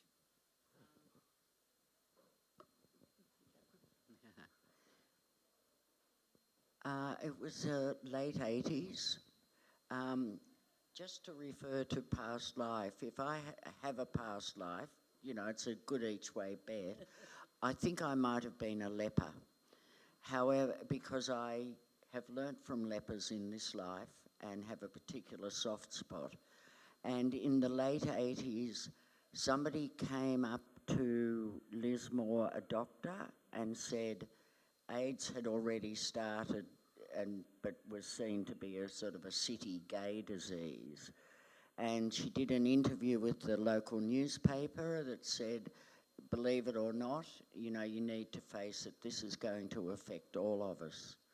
And meanwhile, we had a very homophobic newspaper editor and a Catholic doctor who thought it was God's punishment. And we'd had the local gay restaurant, which was just down the road from me in South Lismore, had bomb threats. So a lot of the local gay people had got scared and left the area. And when I read this in the newspaper, I can still remember it, this sinking feeling in my stomach. This is true. And there was no one around to do anything. So I went to Sydney. In those days, we didn't even know how the virus was transmitted. It was very early days. And I came back to Lismore and various people had heard that I was interested in doing something. So some wonderful people from all walks of life in Lismore, which was a wonderful community response. Nurses, social workers, some gay people, all sorts of people. We started meeting, and long story short, the AIDS Council in Sydney heard about what we were doing and we were funded. And we started training people and educating people, and we had some wonderful community nurses who had this, and it was they still when they see me, they laugh and say, that was a steep learning curve, wasn't it? But everyone was really devoted and dedicated in those days to we won't make the mistakes that have happened in the past of people dressing in spaceships and not delivering food to people with AIDS. So it was a very steep learning curve, and when I think back, I should never have been a boss. I'm not a great boss. I ended up being the coordinator of the AIDS Council, and we just had so much to do to catch up, and we trained volunteers in care, we went into schools, Rotary clubs, Lions clubs, and made it a very safe place for people to come who had HIV. And in those days there was no cure. So they often left their dingy little housing commission flats in Sydney and moved to the North Coast. And in those days we had a really good palliative care unit at St Vincent's, and I seemed to almost take up residence there sometimes. But it was really my past life as a leper, I believe, that I really was so outraged that the way people were being treated. They were young men, they were frightened, and they were being treated like lepers. And I guess that is my answer. Sorry if it was too long-winded. I think we've only got time for about one more. Would anybody like to ask a question? Come up and take this. Yes, somebody. Thank you.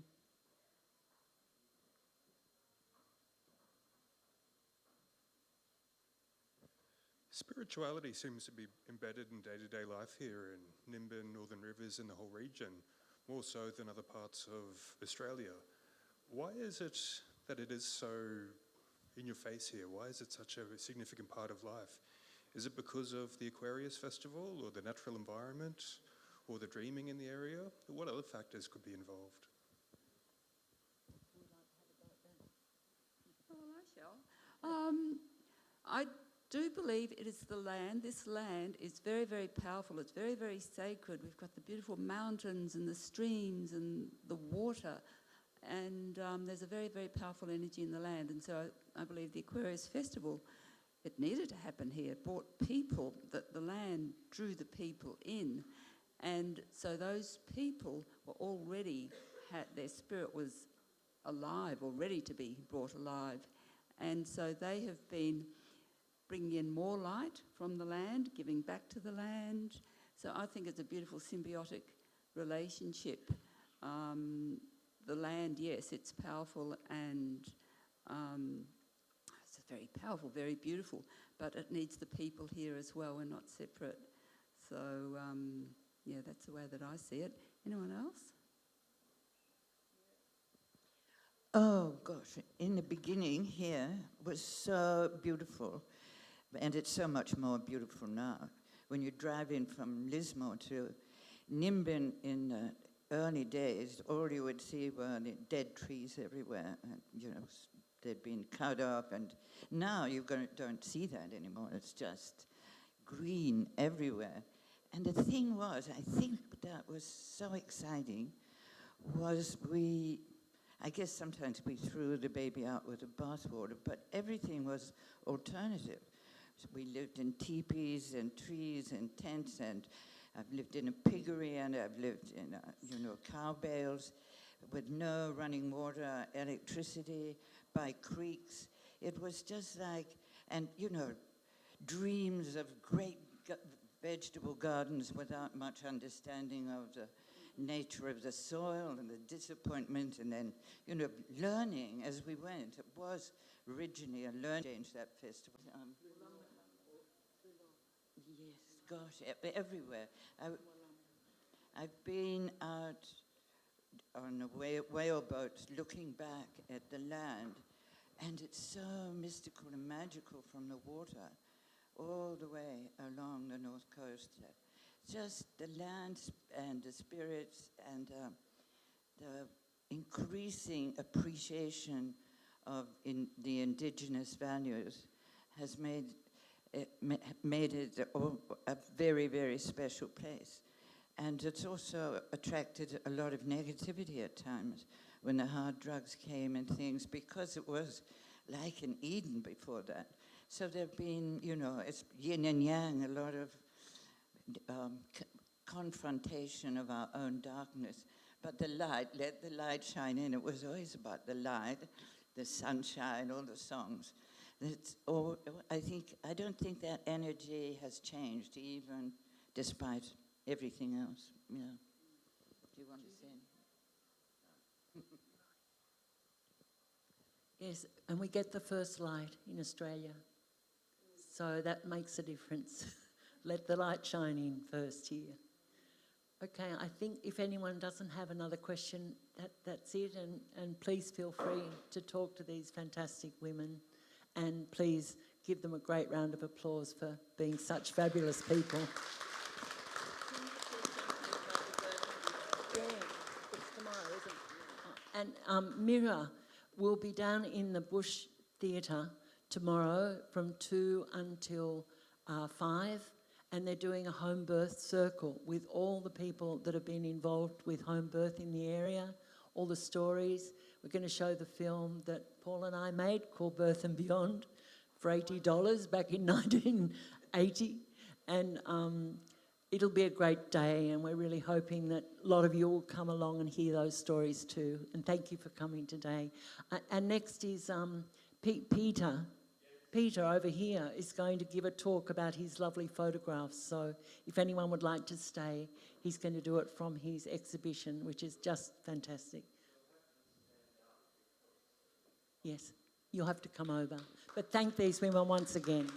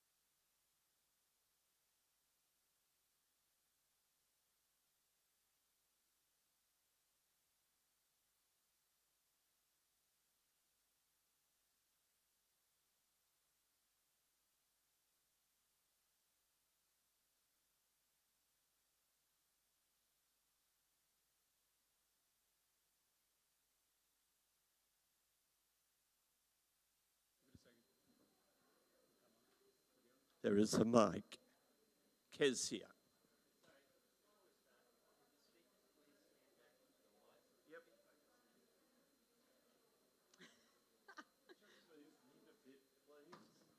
Do you want me to ask you questions? Oh, if you want. Yeah. I'll see.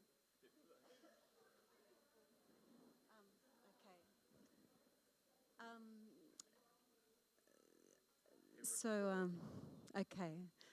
So I'd just like to thank everyone for coming. And before we begin to acknowledge that we're on the land of the Widjabul Waibal people of the Bundjalung Nation, and in saying that, just to think about the progress that's been made since Aquarius, and that early gesture to invite people from the Mornington Peninsula to dance. Of course, people from the Mornington Peninsula weren't local to the area.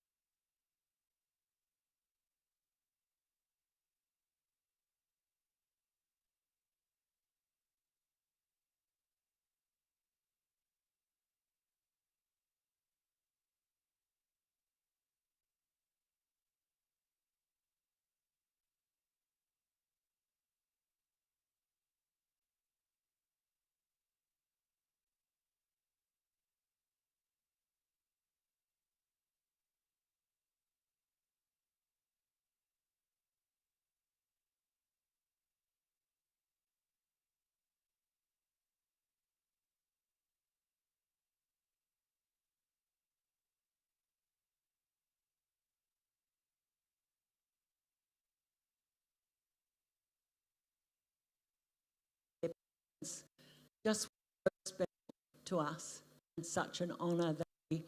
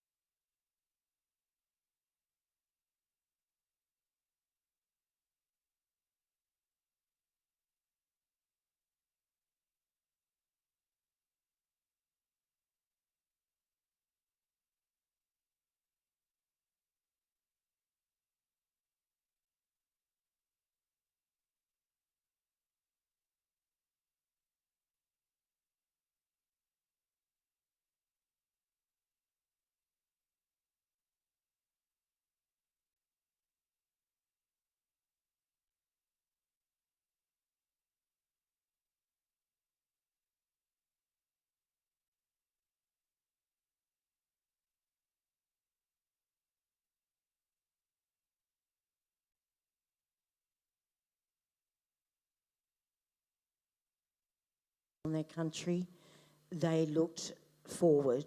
They were very visionary, and I really want to acknowledge my great-grandfather, Uncle Lyle Roberts Sr., but also my grandfather, Frank Roberts Sr., and of course my father, Frank Roberts Jr. Really great doing the family tree, because you think you've done one era and then you realise they just name everyone the same name all the way down. And of course they all had their language names as well. But I'm also blessed that I come from a Celtic Anglo background as well on my mother's side, and I truly acknowledge not only the humility but the sheer strength of my mother, who began to date an Aboriginal man at a time in the 40s where it was not fashionable, who actually married an Aboriginal man because they were in love, where at the time mixed marriages were totally against the law, and you would have to go to the Aborigines Protection Board to get permission to actually marry, where my mother moved from a very close-knit family, a wealthy family, to northern New South Wales. She was incredibly classy and so intelligent, and man, could she sing. No, I don't think any of us in the family actually inherited that opportunity, but I look at her and I go, Mum used to always have this saying, outclass them, because they have a certain assumption about you, and if you just switch that assumption, it will have an impact. So she was very particular about the way we spoke, about the way we dressed, how we presented ourselves, and both Mama and Dad were about kindness and compassion and honesty. But at the top of all that, it was about protocol, about good manners of where you were and how you were greeting, whether it was elders on this side or, you know, the family on Mum's side. And she walks into Lismore, into a town that had colour bars everywhere, and her husband could not be served or sit in the Mecca restaurant. He had to go to the takeaway counter. But they would come to his Sunday meetings, extraordinary, where my mother was regarded as a cheap woman, because obviously she'd married a black man because she was pregnant. Well, she wasn't. So they taught us love, and they gave us the tools to navigate a life where there would be assumptions that we would have to deal with every day. And I think they taught us well. But knowing that our ancestors here shaped this country, I watched my father and my uncles and my aunties and grandmas and all the entire family, and we have connections right across all the Bundjalung clans, because everyone wants to marry a Roberts, or our men spread their seed. But I think that ancestral knowledge and story, that during Granny's time, she called it the era of silences. And she'd do this when she'd speak language. Never talk in front of a white man like this, because they'll take the kids.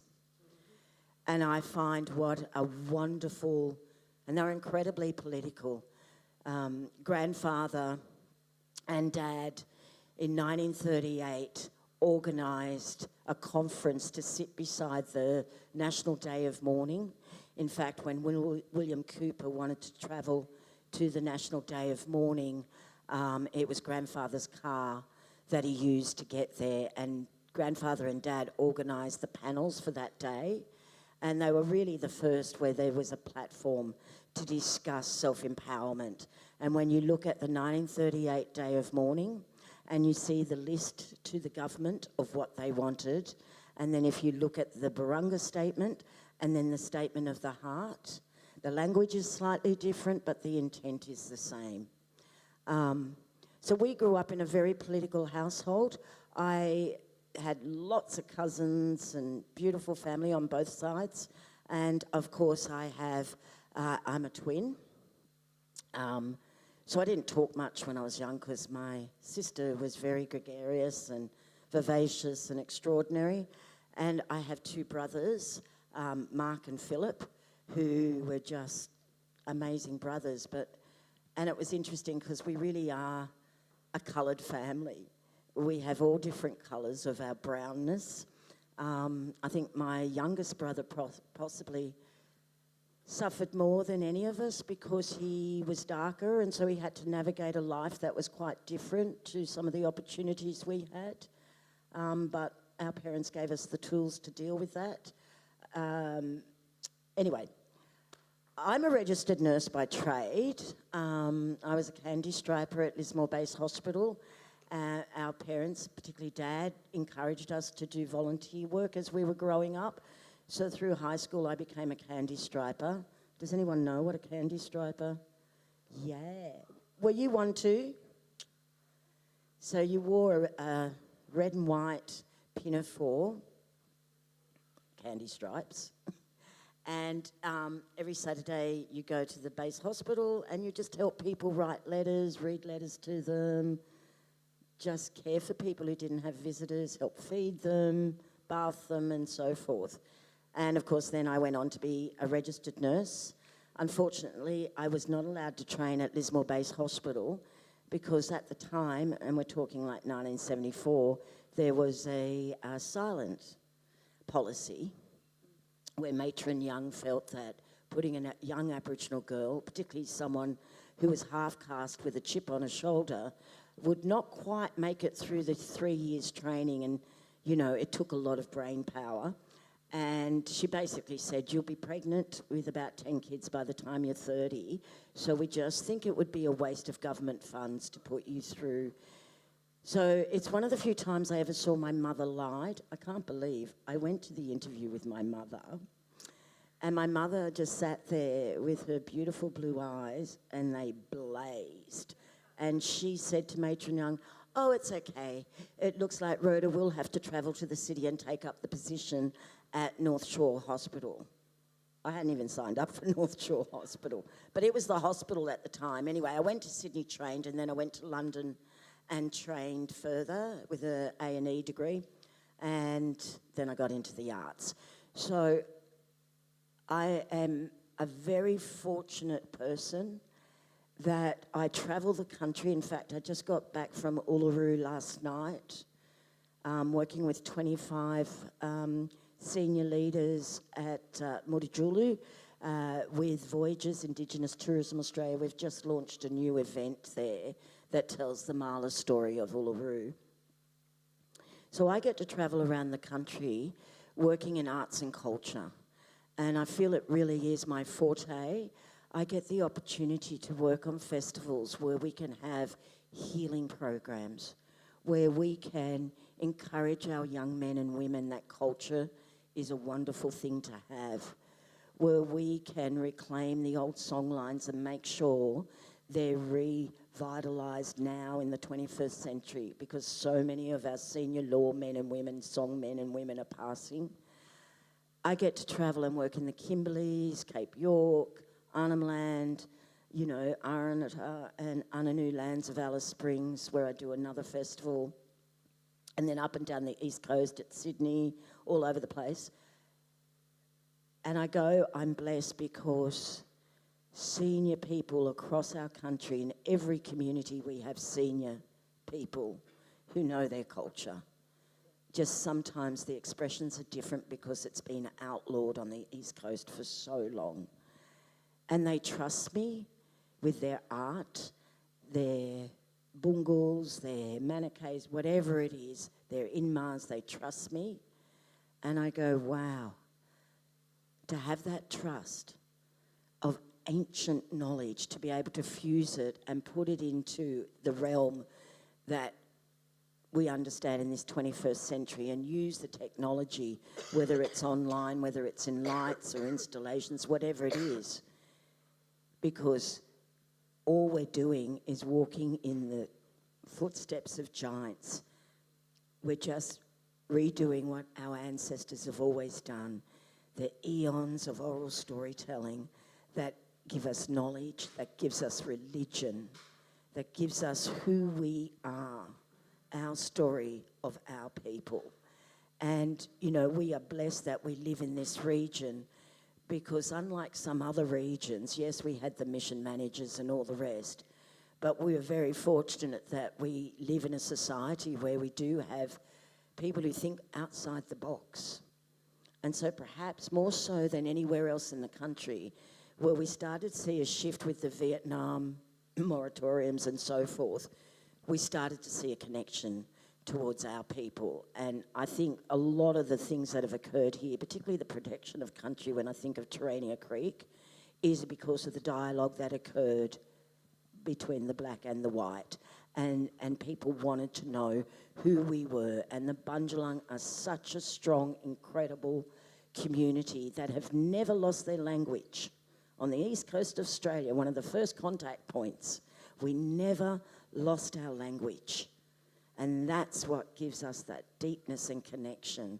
So that's why I'm so passionate, I guess, about what I do. And I'm sorry, I'm talking. Hey, and there's my brother Mark. I didn't even see you. Thank you all for listening. So, yeah, that's a bit. Oh, and we have family affiliations with the Gamilaroi, the Dungari, the Gumbaynggirr, and across the Bundjalung nations. And I've also got connections now because of the work I do with the Gumich, the Yolngu, the Aranta, the Ananu as well. Thank you. Thanks, Auntie. Thank you, Rhoda. And we're going to come back to Rhoda again, because that's only a very, very, very fraction of the story. And I didn't mean to lean in and make you feel like you needed to stop, because I could listen to you all day. But Judy, you introduce yourself now, and then we'll go back to sort of talking about medicine and law. That'd be, so you introduce who you are and tell everybody who you are. Well, one of the first things I wanted to say, it was Uncle Lyle Munro that came, Robert that came into the course that I was starting to get up at Southern Cross University. He chose to walk out of the hospital that day and come in and say to the group of my staff, you need to do this work. We need to do healing work now for all our people. across this place. That's all he said, and then he sat down again. So I just wanted to give you a sense of that man. Okay, so who am I? Gee, I'm a little girl in an old body in a way, because what happens to us as children determines where we walk in our life. But I want to actually bring people into this story to kind of give you a sense of where I've been. So I was actually born during the war in 1943. I've just turned 80. Dad was working for he was building ships for the war effort at the time, and in Brisbane, and then we came down to the Gold Coast to live in a little place called Southport, opposite the railway line. Where does that ancestry come from? First of all, Dad was his grandfather was a Bundjalung man, William Williams, born just down near Grafton, just on the border kind of Ngambunji and Bundjalung. And his grandmother was a Yemen woman. Now, if you don't know anything about the Hornet Bank massacre, it's the first massacre in Australian history that created headlines everywhere, because the senior law women went to the senior law men of the Yemen nation and said, you need to send the warriors in to take retribution. The Fraser family were sexually active on the young girls, and they had no capacity to say no. So it was the senior law women who called to account those men at Hornet Bank Station. I can't drive past that station now without thinking that. So in Australian history, this is one of the most predominant massacre sites, because after the station hands, the men and the Fraser men were killed because of their behaviour on the young girls, there was a major massacre of Yemen people, and my grandmother survived that. So I just wanted to put that into context. I'm a Yemen Bundjalung woman, and my mother is German, came out at a time, well, her parents came out at a time it was really difficult for them. I'm going to tell you some stories about what has changed my life. So I went away, I got married, I had some children, and we ended up in Canberra and I decided to do a course at it was Canberra University. It is now, but in those days it was the Canberra College of Advanced Education, and the ANU. And that course changed my life. I had 4 children, I was in my 40s, I was trying to find my way, trying to understand a lot of things. And as I was sitting in a course on Aborigines and violence, I was listening to the academics speak about this, and there was a whole group of us in the room. And I leaned forward, and without thinking about it, I said, have you ever been raped? And I stopped the class. And I don't know where the words come from, except that it was my childhood experience too in a religious institution. So I went on, finished the degree, came up here to live and work, and then ended up in Cape York. And I want to tell a story about a lady called Judy Bumby, who also changed my life. So you'll see that there's a theme coming through of law women. So I was working for the Aboriginal Coordinating Council. On the 18th September 1987, at 10 o'clock in the morning, we had 10 minutes to decide on how we were going to allocate $23 million of housing money across the communities, including Cherbourg, Warrabinda, Palm Island, and the Cape communities in Doomadgee. 10 minutes. There was no in the world we could make a clear and good decision, but we had to. That was the agenda we had under the Bellew Peterson government.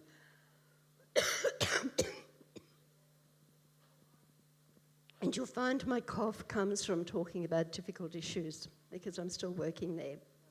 We finished, we made that decision, I walked out and I thought, this is fucked. How the hell can we do this? How can we be responsible for $23 million of housing money when we have no idea how many people live in communities, how many houses are in communities?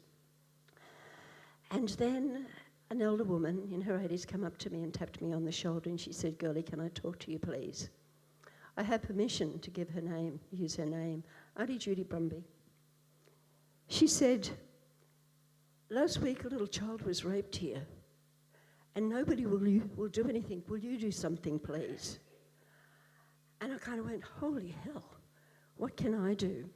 So I went back to the 27 men and the one woman on the Aboriginal Coordinating Council, making up the chair and deputy chair of the 14 trust communities as they were coming to be in Cape York and Cherbourg and other places. And I said, can I look at this? And I said, you do something about this. Tell us what you need us to do to help you. So then I went to the state government reps, health, education, police. And their answer was, well, what can we do? It's just cultural, isn't it? And that changed my life because I walked out of that community and after lots and lots of struggles, I decided I would do a PhD. I had my undergraduate degree by that time. And I came back down to Brisbane to start the PhD. And I decided that I would look at the issue of violence trauma. I didn't know what it was in the beginning. The word trauma came in later, the violence in our communities in Queensland. And so I started to move around all of the different communities and document the histories of place. And I guess I went into a state of shock because I didn't know any of that history. I've to Cherbourg. I lived in Cherbourg for quite some time. There's some really powerful stories there. Warrabindra had family who had come over from the Hornet Bank massacre, had moved from the old Taroom Reserve to live in Warrabindra. Yarrabah, all of the Cape communities. And I started to sit in the communities and listen to their stories and realised that nobody was taking the violence that had created those communities as artificial settlements. People were rounded up. So here's one little story for you, and then I'll go on to tell you how I then worked that one out. There was a little girl of 2 who survived a massacre just south of a place called Kawanyama, which I just mentioned a minute ago. She was picked up and placed on a station property, and she lived in the kitchen of the station property until she was 11. She was the kitchen hand. And then one of the authorities decided that they would move her down to Yarrabah, that had just been set up, to take in any of the refugees that were around the Cape communities. She marched, she had to walk, an 11-year-old child, from Kawanyama, about 700 kilometres down to Yarrabah, and she was 7 months pregnant. So her first child was born in Yarrabah. I got to know her and I got to know her children and her grandchildren eventually. So that was the kind of material that I was starting to dig out about history of place, history of country, that was not discussed in any universities. And I started my PhD. And then I was asked, well, we're not going to talk about this problem, are we? We've got to do healing work, hey? And I went, well, what the hell's healing? So I eventually ended up down where my dad was born, near Rockhampton, in a little place called Kinka Beach. And I decided that the PhD that I would look at came from the Hornet Bank massacre, came out across country when people ran and ended up in all of the places that I knew and the people I knew around there. They were all my family. So I spent 7 years doing this work, and I found a place called The Haven. It was an old Josephite retreat, and I went to them and said, I want to run workshops so I can understand how do we heal from this incredible pain, this distress, this history. And when they realised what I was going to do, they had a rule that you could only ever rent this place out once a year, but they said you can come anytime and we'll just let you be here. So I actually moved in. I actually did one time, I did a 28-day workshop which actually looked at the pain and the distress that people were carrying. They were coming from the psych unit, they were coming from the prison, they were coming off the streets, they were coming from the rehab, they were coming from the mental health unit up at the hospital. My husband went up in the kitchen and cooked. I got a scholarship at that stage, and a study scholarship. And he was up in the kitchen using our money to cook meals, and I'm down on the floor running these workshops. One just story I'll tell you, and before I show you the results of it and talk about it more. So one day I had a young man come and he said to me, "Can I bring my sister along to what we're doing?" And I said, "Sure." He said, "Well, I'm going to have to get a letter from you because she's up in the psych unit at the moment, and I have to just have a letter to say that she'll be safe if she comes down to us." So I wrote the letter and she came down, and we were doing psychodrama. Now, we did art, music, therapies, all the things you can, but I love psychodrama. And we were role-playing family systems. Well, holy shit. I mean, it was real. Then it was the turn for them who were doing the next stage of it to decide what they were going to do. And they had to put their hands in a hat and pull out who they were going to play. Well, he played the mother and she played the father in this group of 20-odd people that were going to do this psychodrama. And it was fascinating to watch because he was really active. I mean, holy heck, there was something going on in that family. But she was frozen. She just stood there. We finished that session. It was fabulous. People started to talk about violence in families and what we could do about it. And then I went to the craft table where I sat on every night. And that's where I would be when people wanted to come and talk to me. I was doing craft work or artwork. And she came up to me and she was rocking and she had her head and she said, first words I heard her say, "Quick, quick, my head's going to burst." And I looked up and I said, "Oh, Bub, do you want to talk to me?" "Oh, no, if I talked about it, I'd go really mad and I'd kill someone." And I grabbed a sheet of butcher's paper and a pencil and I said, "Here, draw for me." And she went away and she came back.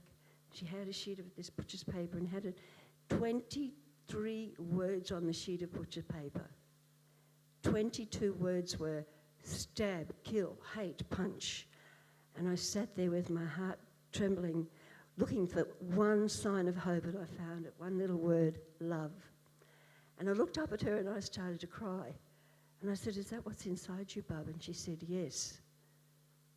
So next I went out and I bought every bit of artwork I could find, paints, brushes, canvas, everything.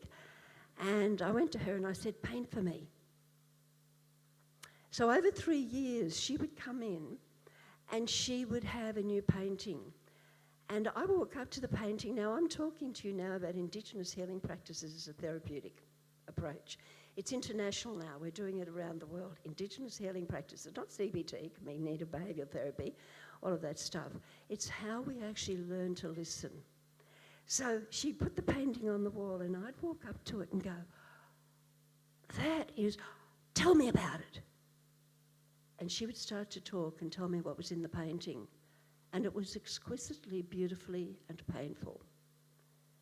The next month she'd come in and she'd have another painting for the wall and we'd do another therapy session because I would stand and say, "This is just amazing, tell me about it." She explored every ounce of the pain, the distress, the abuse she'd experienced in these paintings, and also her own sexuality in the paintings over 3 years. And all of the other people that were there would come and stand behind me as she talked. So they were learning too about this story of her life. And then the university came to me and said, "We keep hearing across, this is in Rocky, and this was Central Queensland University, we keep hearing about the work you're doing. Would you like to bring this course into the university?" And I said, "Not really. We're doing important work. I don't like universities." And they said, "Well, look, we'll give you the opportunity to do what you want to do." So I put all of the units into a course in the university and we called it Indigenous Therapies. And she enrolled. Well, she changed. She was now a registered student in the university. And she got really argumentative and talkative and she engaged with the rest of the students in really solid and heavy debate. And she did, again, absolutely beautiful artwork. And at the end of those 12 months, she graduated with a certificate of Indigenous therapies. And then she came to me and she said, "I want to do that course again next year." And I said, "Well, but you've finished it, you've done it." And she said, no, I need to do it again. And I said, well, I'm going to have to. I got absolutely for you last time. I'm going to have to write a letter justifying why you want to do the course again. And in the letter she said that in this course of study, 30% of what she learned was about the course. And 70% of what she learned through doing her paintings was about herself. She wanted to come back the next year and learn 70% about the course and do 30% about herself. So I had known her for 5 years. She graduated. She walks up to me at the end of that 5 years and she said to me, would you come down for a walk down the beach? And I said, sure, love. So we walk along the beach and she said, I've stopped it. He's been arrested. My heart stops and I said, what? I've been to the police. I've given him the evidence. He's been arrested.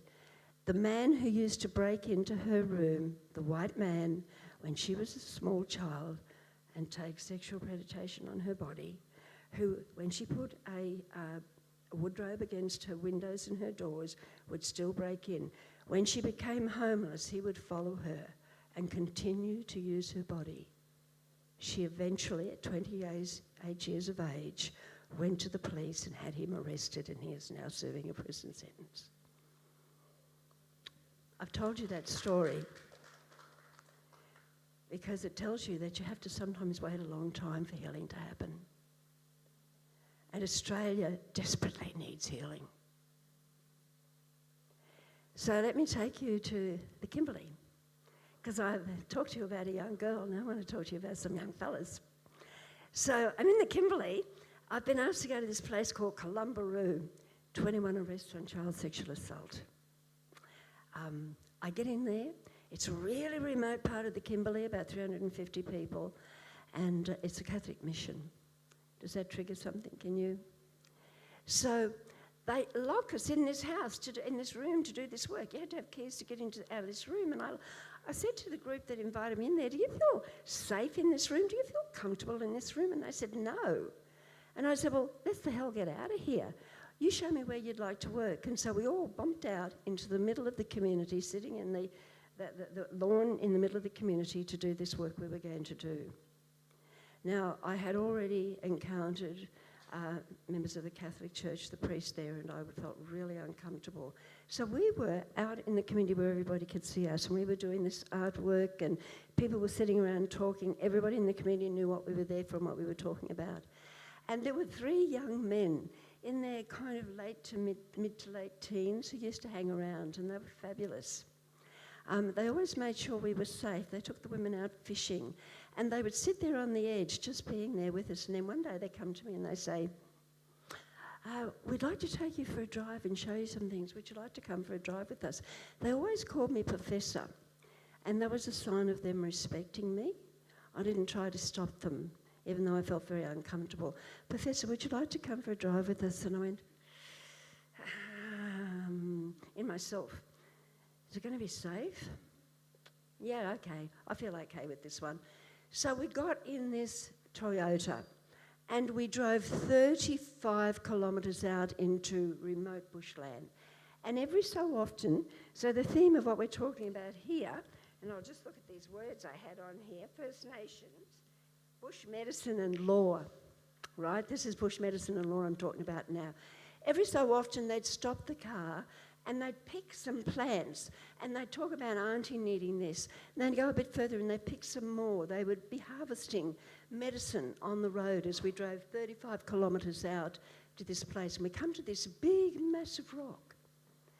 It's really remote bushland and a really rough road. And on the top of the rock, you would have sworn blind somebody had carved a turtle. It was sitting on the top of this massive rock. The rock was higher than this room. They stopped the car and we climb up the side of this hill, and it was really rough, and then all of a sudden we come to this overhang, which would have been almost as long as this and half again. And in that overhang was the most exquisite rock art I have ever seen in my life. And I was just overwhelmed. I'm just standing there looking at the walls of this cave. And next thing, I've got 3 young men standing in front of me, and they say, Professor, can we talk to you, please? And I went, well sure. But I didn't know why. And they say, we need to ask you a question, please. You know the work you're doing down there? If that's happened to us, does that make us poofs?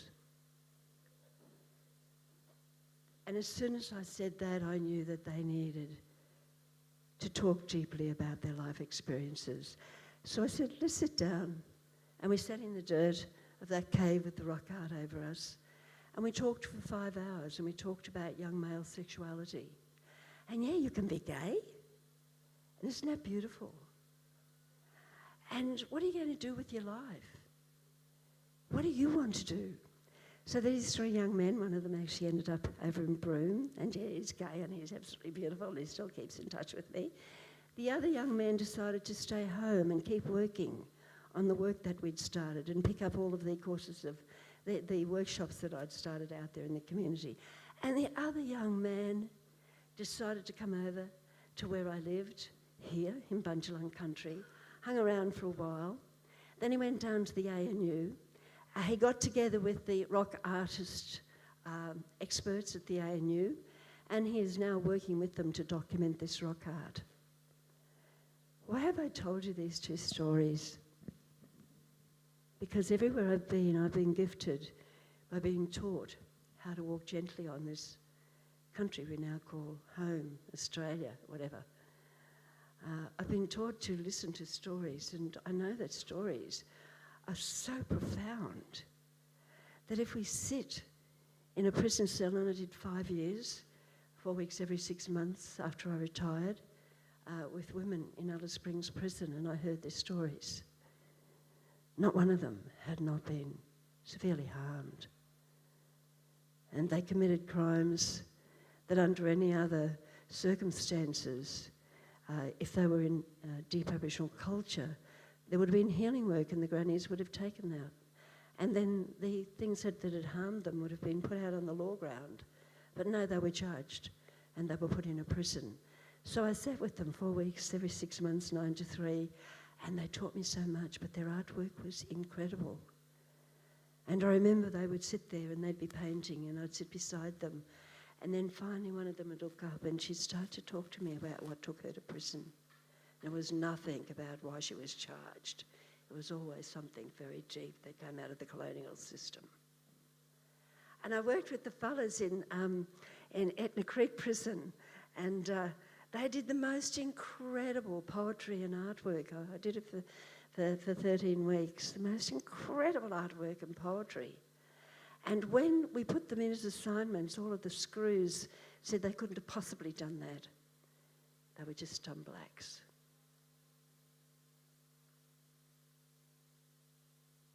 I just want to finish by saying this. Australia has a long way to go before it deserves to really understand the gifts that our First Nations people have here to give us all as Australians. There is a knowledge about herbal medicines that I have never seen in my life before. And I would refer that on to academics who work in that field, and they would just shake their head and say, my God, this knowledge is so deep and so powerful. But those young men knew how to just grab it and take it home to the community for their grannies and their aunties in the communities. And they knew the stories of their country so deeply, including well before the whitefellas ever came to this country, about how the Macassans came and engaged with them. Now, these are the stories we should be telling now. But the final thing I want to say when I finish here is I'm a grumpy old woman. I'm 80. It's time we all grew up and got real. Our children are hurting. I know children now who would rather be in juvenile detention where they've got a warm bed and something to eat than home when things are going wrong. Do we fulfil the destiny at 1788? We became a prison colony when the prison hulks sailed into Sydney Cove. Or do we start to take the beauty and the strength and the dignity of the people sitting in this room in this place called Nimbin in the Northern Rivers area and start to start a revolution and change this country to what it should be. Thank you.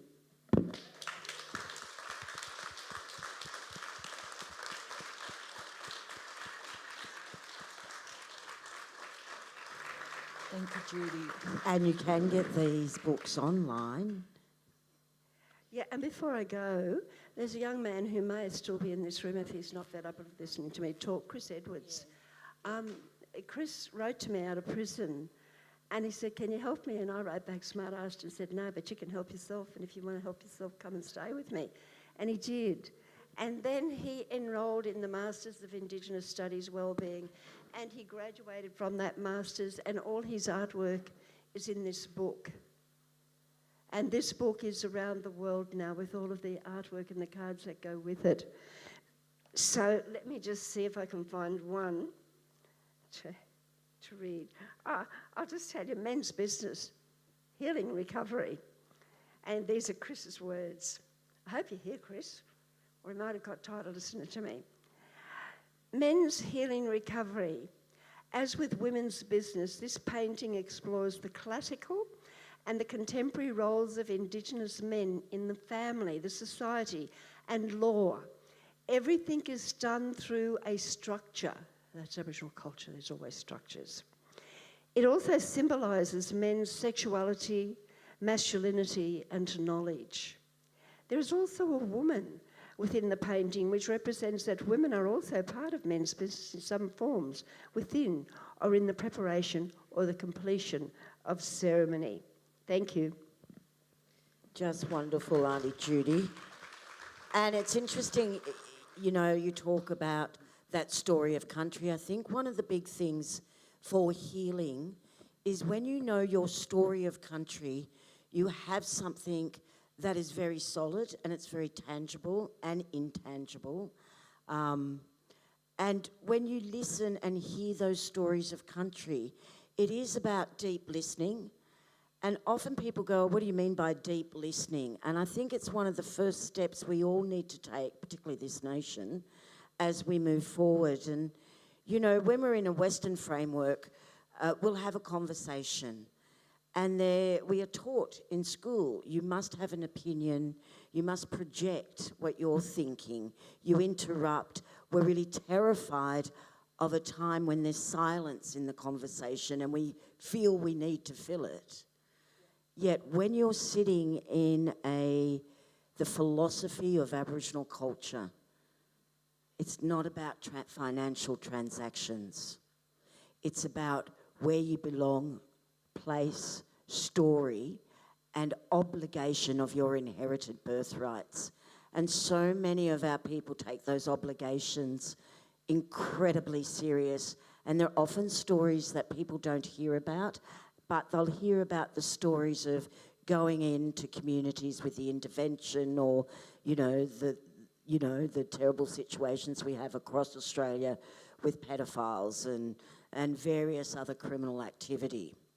But when you're deep listening, often the old people will look at you to see if you're hearing. And they're not looking to see if you're using your ears. They're looking to see if you're using your eyes. Because you need to read country. You need to read where you are, how you tread lightly, all that sort of stuff. But they're also looking at your body language. Because deep listening isn't about having an opinion. It's about absorbing knowledge. Because in every story, and those stories of country will give us the knowledge of how our environmental management of that waterway or that sky story or, particular land masses, whatever they are, everything is connected, everything is living.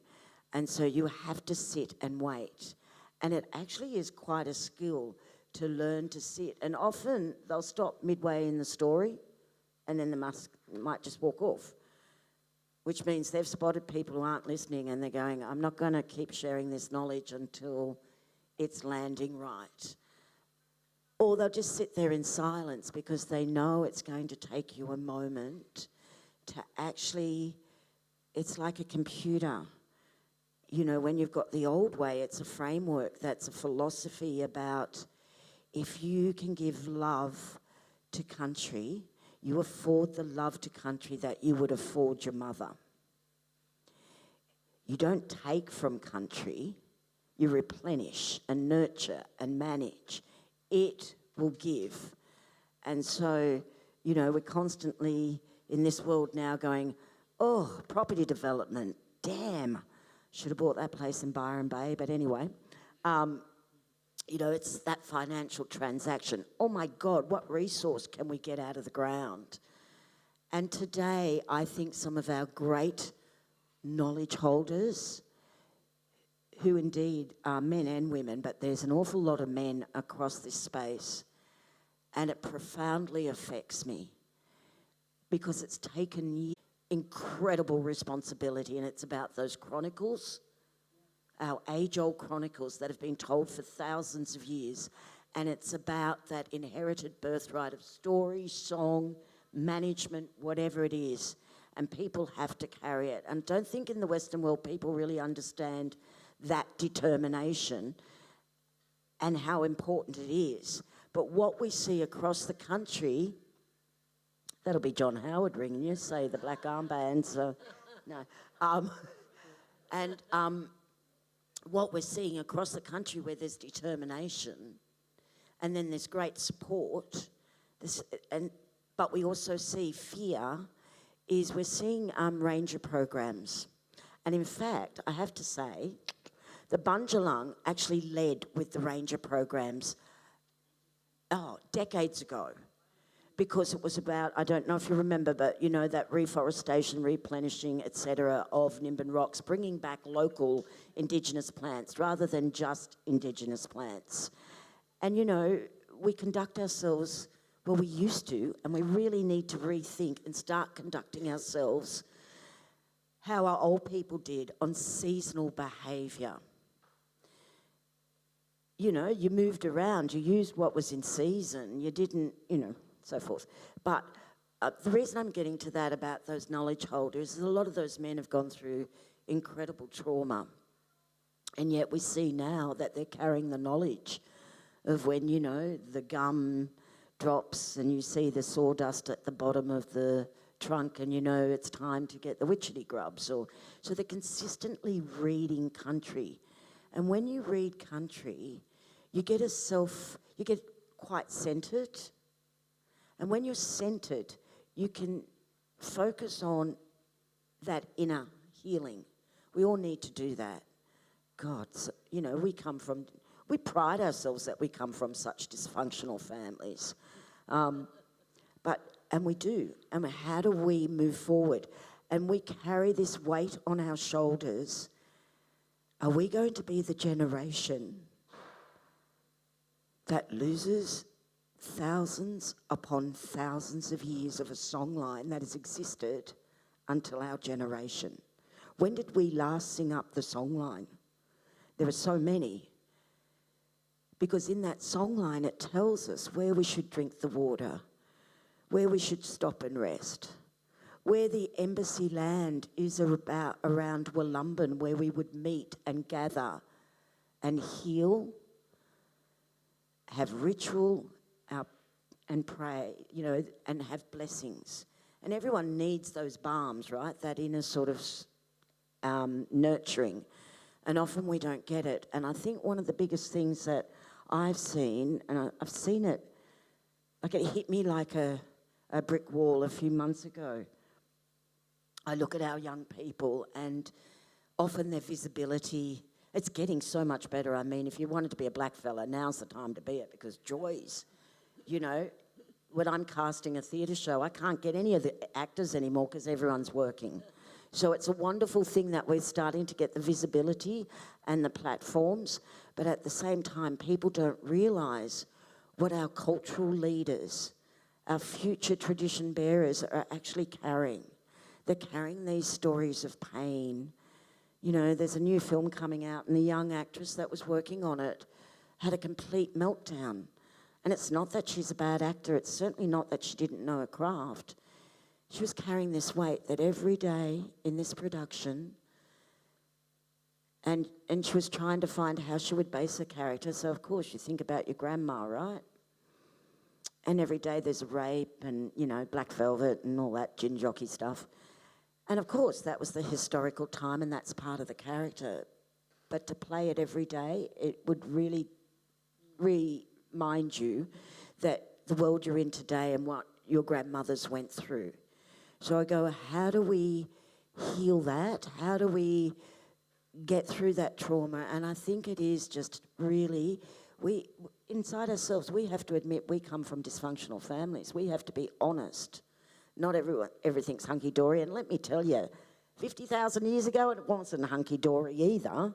But there was strict codes and principles.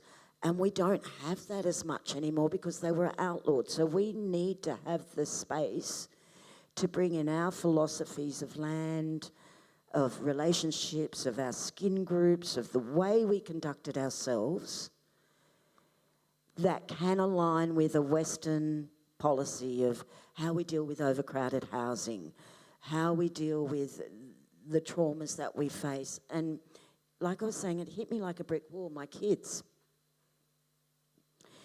And you know, it's about value.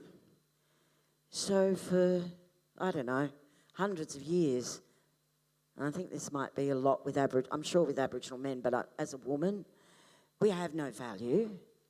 You know, 4 years ago, a comedian comes to Australia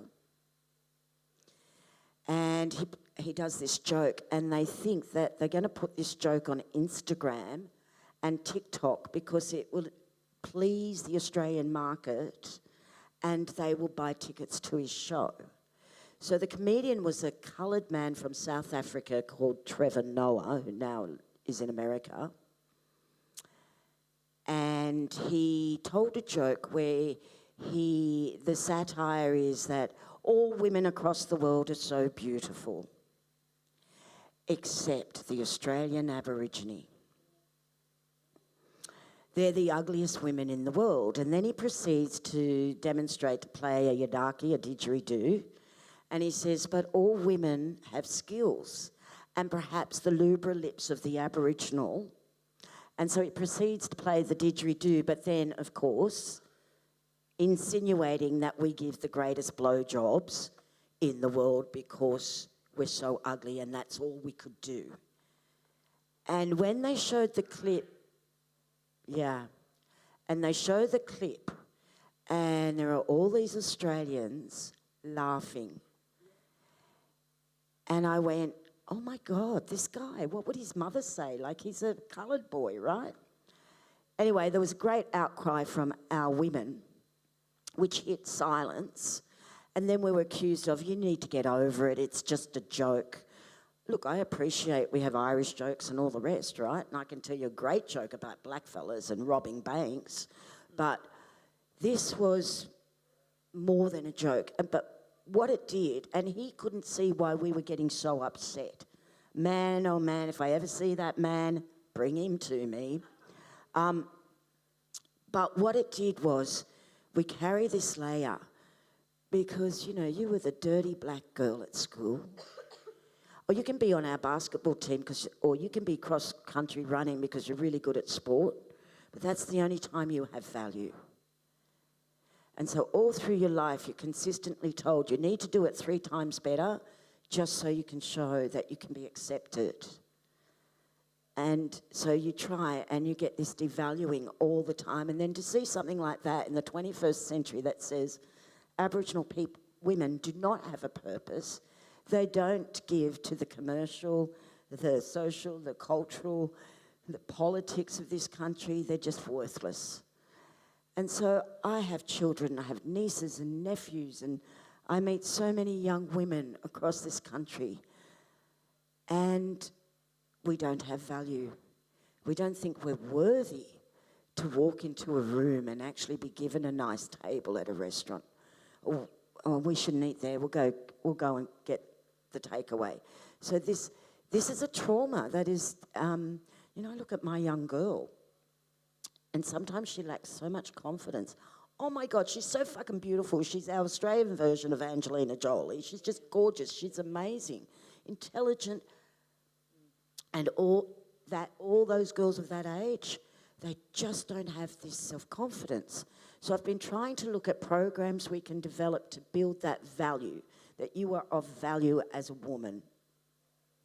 But also to look at ways of even our generation, because when I mentioned it to my daughter, she said, yeah, but we got it from you because you don't think you're any good either. And so I started to talk to women in the business, my colleagues, and, you know, many of these women you would know from your television screens and so forth. And I had a workshop that I talked about, why do we carry the imposter syndrome? So, you know, I become the head of First Nations programming at the Sydney Opera House. And, you know, there's a head of music programming, there's a head of theatre programming, there's a head of, you know, all the rest. But I think I'm less, and I should be so fortunate that I've actually got the head of First Nations programming. So you walk in going, oh my God, they're going to discover I haven't got that university degree or I haven't. And I mentioned it the other day to a group of men and women, you know, my colleagues, in a meeting, and I said, does anyone here have imposter syndrome? And every single Aboriginal person in that room put their hand up and said, I don't know how to deal with it. It's like another trauma we carry. So how do we get over that? How do we give ourselves value? And it's by having visibility. It's by enabling our voice. Even though it's not an academic voice or it doesn't sit within a university, the women and men we learn off and the way that they will talk through how to understand yourself and your self-belonging, how to internalise, how to carry that responsibility with great care, is they'll talk you through the old frameworks. And one of the frameworks was, you know, we hear of elders, right? And we hear of custodians.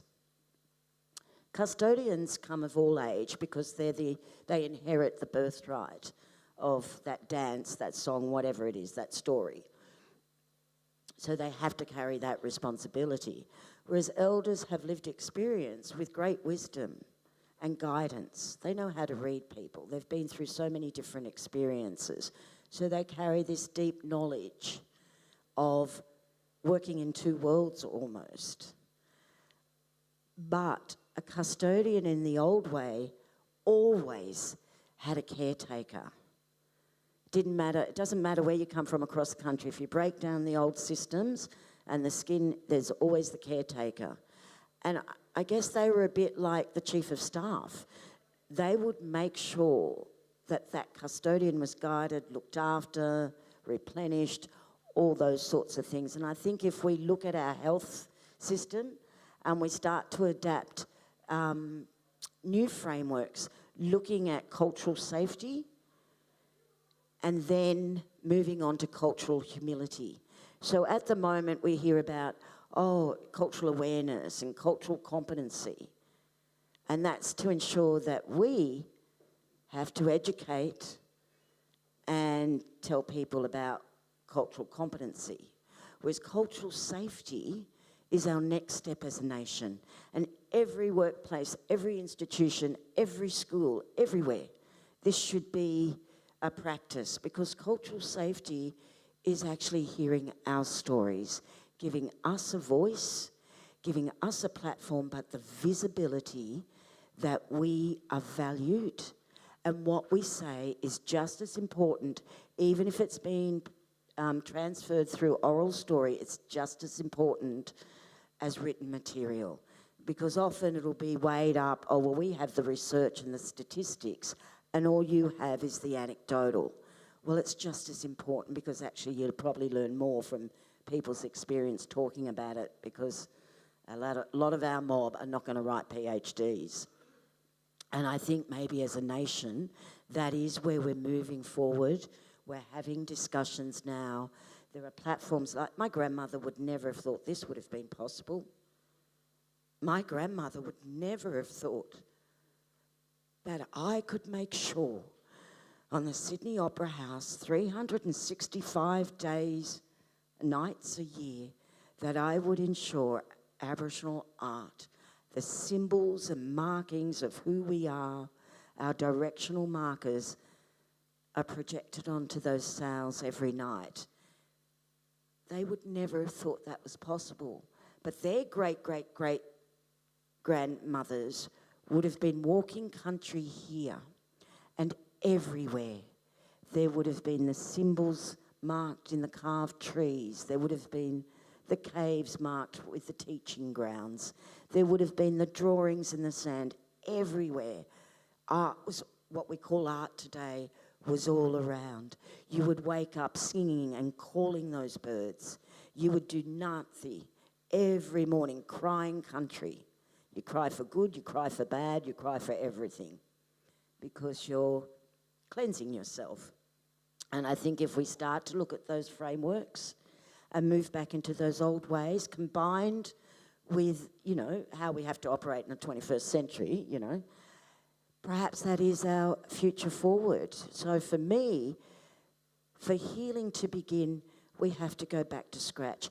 If the Germans can do it with a whole generation, and it's taken them 30 years, but they have an education program where they had to admit the truth. Can you imagine? And I often wonder about people who have, where their great-grandfathers have been identified as the perpetrators of the displacement and the dispersals. And I think of the Germans. Can you imagine if you saw your great-grandfather and you knew that he took children and used them as cricket bats at Ballina on a tree to kill them and thought it was great sport? We would think of that as psychopathic behaviour. So imagine what truth you have to come to know in your bloodline runs the blood of a psychopath. The same as Germany had to do it. They saw their great-grandfathers kill and mutilate and massacre, just like here. And they had to come to terms with it. It was running through their blood. How do you deal with that? And so they had this program where they used to go into schools, and a couple of Aboriginal educators have been over there. And the country is healing. So they would go into schools and they would get the kids to bring in their favourite thing. And then they make the kids take their shoes off and they just pile the shoes. Then they take all the glasses and pile them. And they do this over and over and over again until the piles were really high. So it was a visibility of what actually occurred.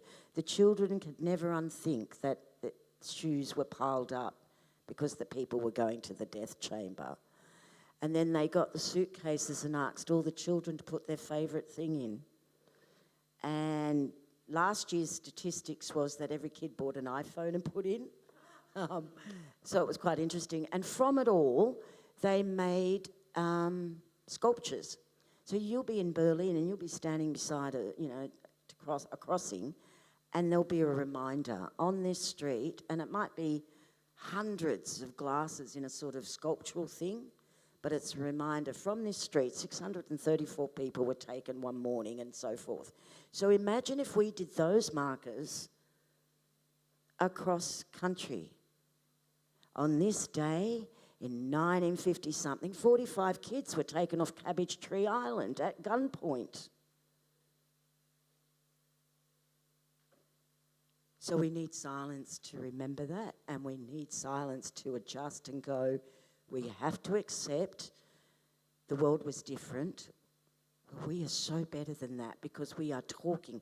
If we can have gender equality, could we not allow Aboriginal and Torres Strait Islander people to be the first peoples of this country, to hear the lessons they have learnt? Because when you've experienced trauma, and it's interesting, Annie, when you were saying that young woman, she was like, I want to kill, I want to...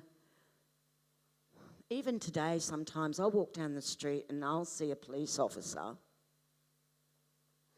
and that mistrust of authority, I immediately either take my stance and it could be seen as aggressive, or I curl away and try and become invisible because we know the past history. And so I constantly have to tell myself, hey, they're not their great-grandfather, they're themselves. They've come through a different education. And I have to make that stance and go, how are you? And be generous about it, because that's what our old people taught us, their generosity of spirit. As a mother, they lost children. Can you imagine? Mothers here, if someone came into your house and took your child, what would you do? I'm a mother, I tell you, I sometimes feel like I don't know what I'd do. But I watch those old aunties who've lost their children, and I'm just blown away by their generosity. And that comes from wisdom and eldership, because they've learnt to live with the trauma. They know it would never bring it back, so they have to look forward of how they can step in life so they feel okay and centred. And, you know, our family, we fit in those statistics of the missing and murdered. Number of Aboriginal women from this region, and often we feel that not much is done because we have no value. You know, you're better off. Your sister had a problem. You're better off. How do you deal with that? And I used to get angry, and I'm not sure what turned me around, but I realised that we just have to tell the truth, and we have to find a way to move forward. And you know, I was coming back from Alice Springs last week. Saturday morning, I'm driving down from Ballina. I've got an old bomb because I work in the arts. And next minute, all this smoke starts coming out of the tyre. I thought, oh shit, I should have don't know how to do it. Should have put oil in the car. So I pulled over, lifted the boot, got out and looked at the tyre like I knew what I was doing. Great performer. I'm thinking, what do I do? So I rang Stephen and said, oh, should I get a tow truck or what will I do? And it's like all this smoke coming out. And then this police officer, next minute, I get in the car, about to have a cigarette and think, oh, well, I'll just have to sit here for a while. And a police officer pulled up and I went, oh my God, please tell me my registration isn't due. Oh my God. So all the worst things went through my mind. And this young gentleman, Brendan was his name, Brendan Johnston from Grafton Police Station. And he got out and he said, hey, are you all right? And I said, oh, he goes, I drove past and I saw you, but I thought, wow, she looks like she knows what she's doing. And then he said, I looked back in the rear vision and I started singing. I thought, no, she doesn't. So he chucked a Yui and he came back. And he was only like 23, 24 or something. You know you're old when the coppers are young. Anyway, he looks at the bonnet. I hadn't even had it up properly. He goes, I'll just do this for you. Puts it up. And he's looking at everything. And I said, oh, I think it might be the oil. He goes, no, it's not the oil. And then he goes, oh, no, it's the clutch in your aircon. Have you got problems with your aircon? I said, yeah, I paid this guy $600. He ripped me off. The aircon doesn't work. And he said, oh, yeah, he hasn't checked the clutch in the aircon. Did anyone know there's a clutch in the aircon? There you go.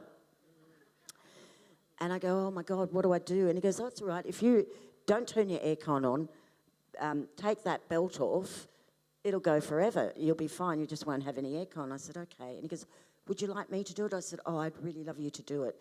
So he spent quite a considerable amount of time making sure. He offered me a bottle of water. He wanted to know if I needed to ring anyone. He was so kind and nice.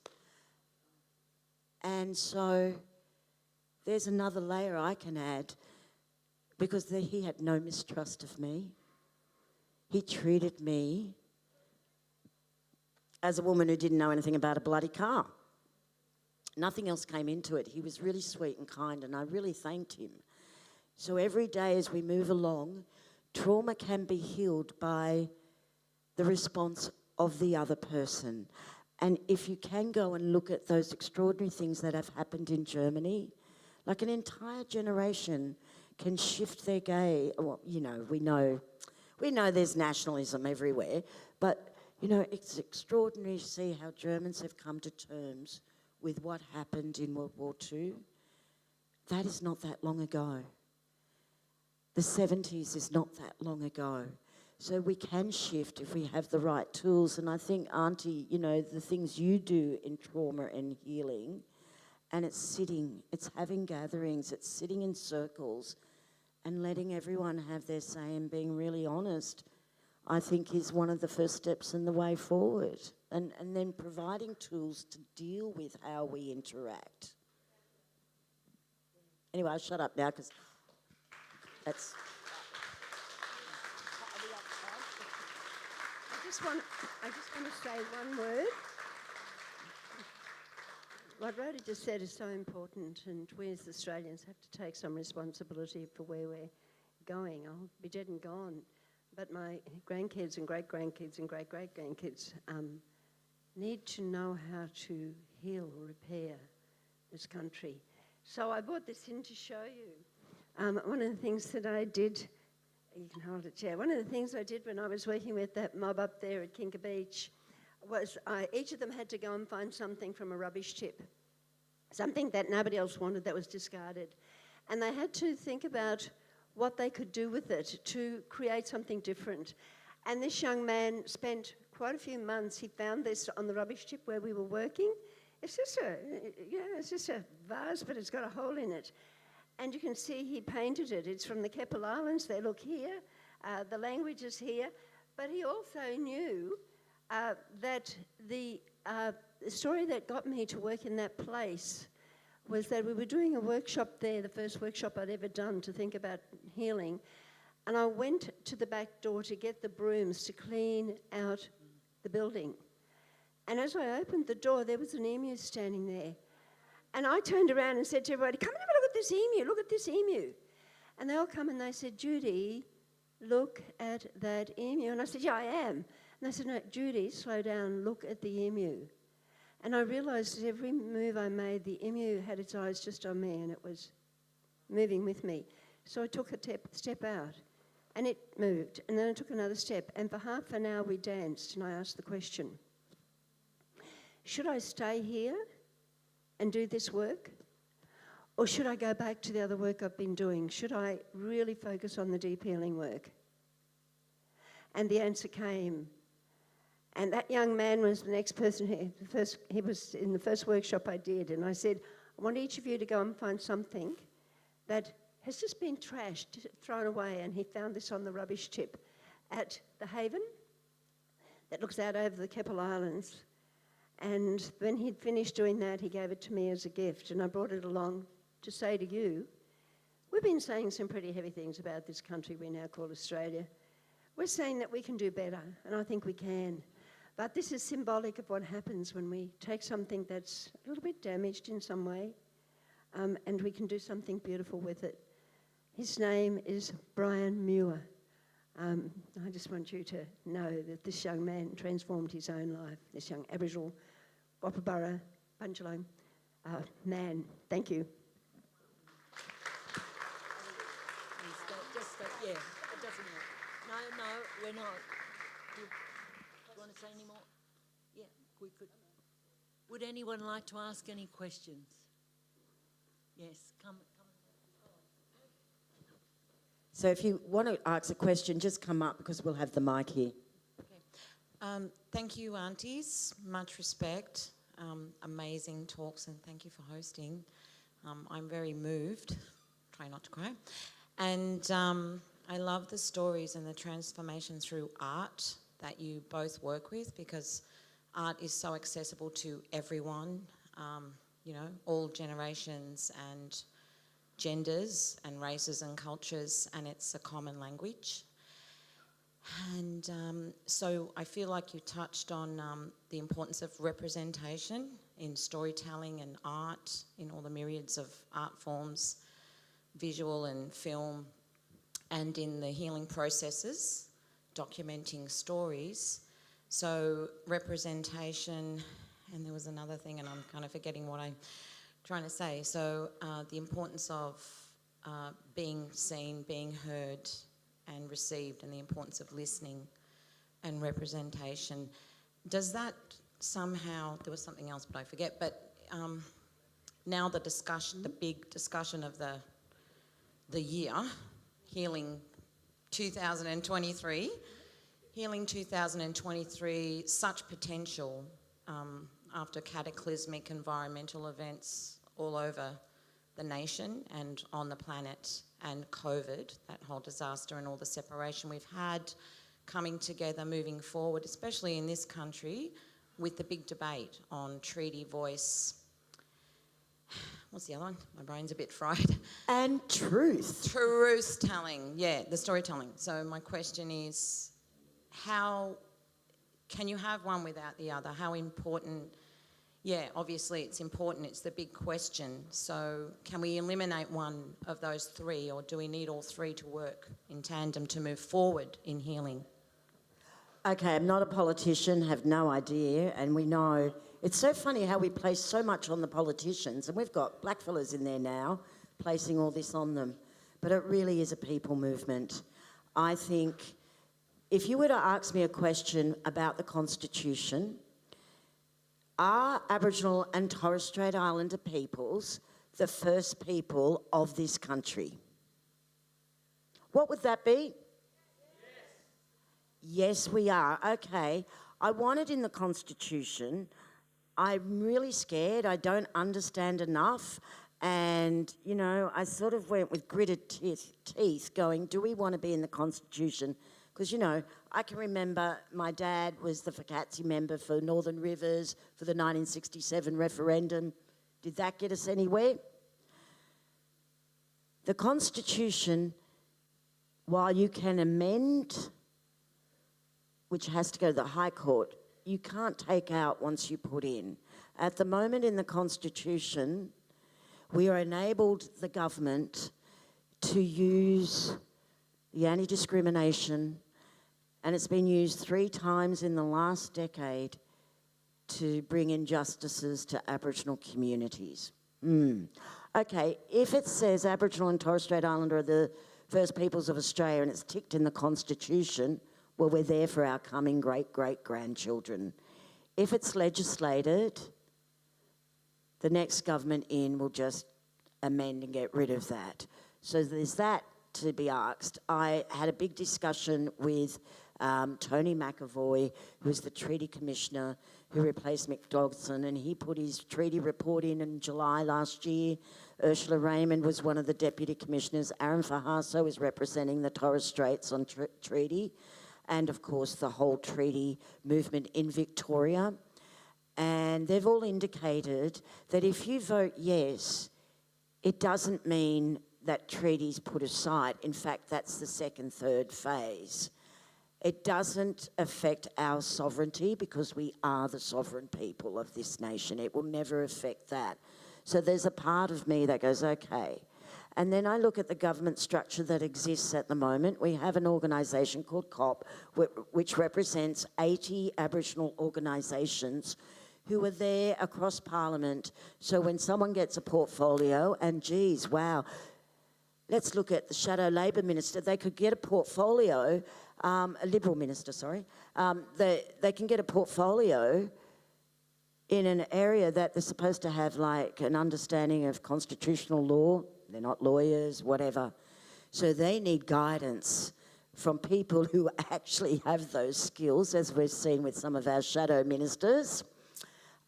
They really need to be advised. So COP is there to advise in those portfolios certain things. So if it's the housing portfolio, then they'll talk to Aboriginal housing and so forth. So there's all these Aboriginal organisations that currently advise our ministers, and they can choose to listen or not. But if we are to move forward, the DNA of this country is us. The way we managed this land for thousands of years. And let's face it, we know we're facing a crisis in the next 50 years if we're going to be here by then, if our waterways are still here. So for me, it's going, that V could be victory or it could be this, because we don't know enough information. Whereas when I talk to all these guys that are, and Dean Parkin and so forth, who are all working, and Lydia Thorpe and all of them working across what it will be, they're saying that's the second, third stage. Let's just get it in and then we can work it out, or not get it in and work it out. So I go, if we're at the table, and what I've learnt yesterday, let alone 6 decades, the knowledge I have learnt, if that was at the table And those ministers were listening to that. Wow, we could change this nation incredibly, because we'd be looking at age-old methods that have proven to work, along with the Western framework of policy and procedures of government that we have to. Anyway, so Auntie, you go ahead now. I've said my piece.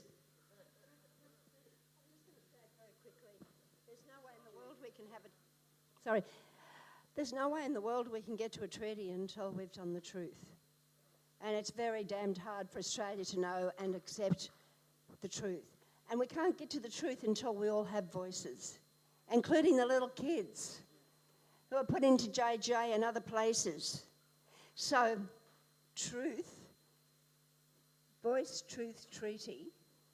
Treaty will come and we can all talk together and understand we are all wounded, beautiful, and magnificent human beings, and if we decide to work together, we can create another country that may not have the name Australia. I don't care what the name is, but it's us working together. Voice, truth. I want to know if Australia has the backbone, the capacity, the bravery to face the truth of how this country was formed. Then we can have a treaty. Thank you.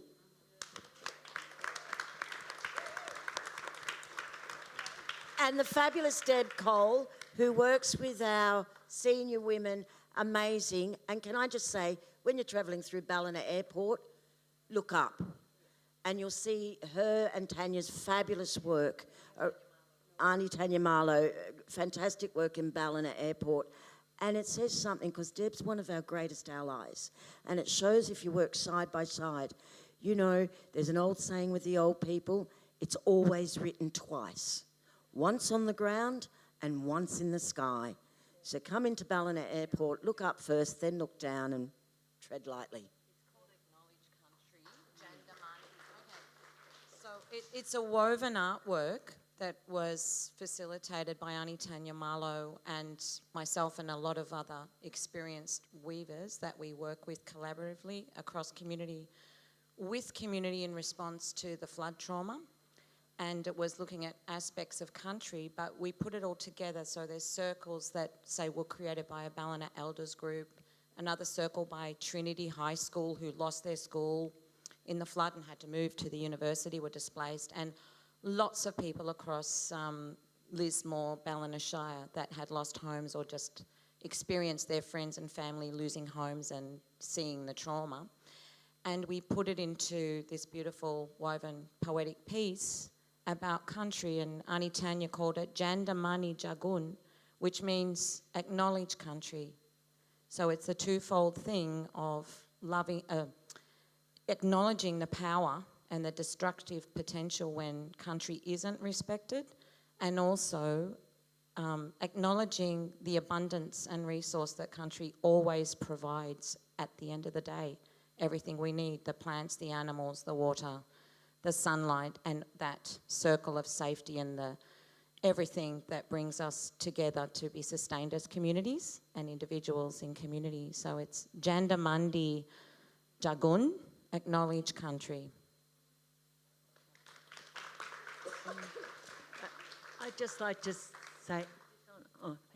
say in the end that I think we've been through an amazing experience today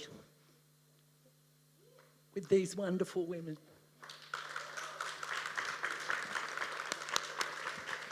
And it doesn't happen very often that we get to hear words as wise as this from people as extraordinary as these two women.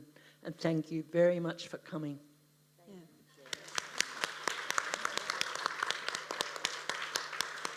And I have to apologise because I can't be here tomorrow. I've got to be in Melbourne. I've got to fly down to Melbourne in the morning. I've got a 3-day session on how we work with family violence issues. So sorry about that.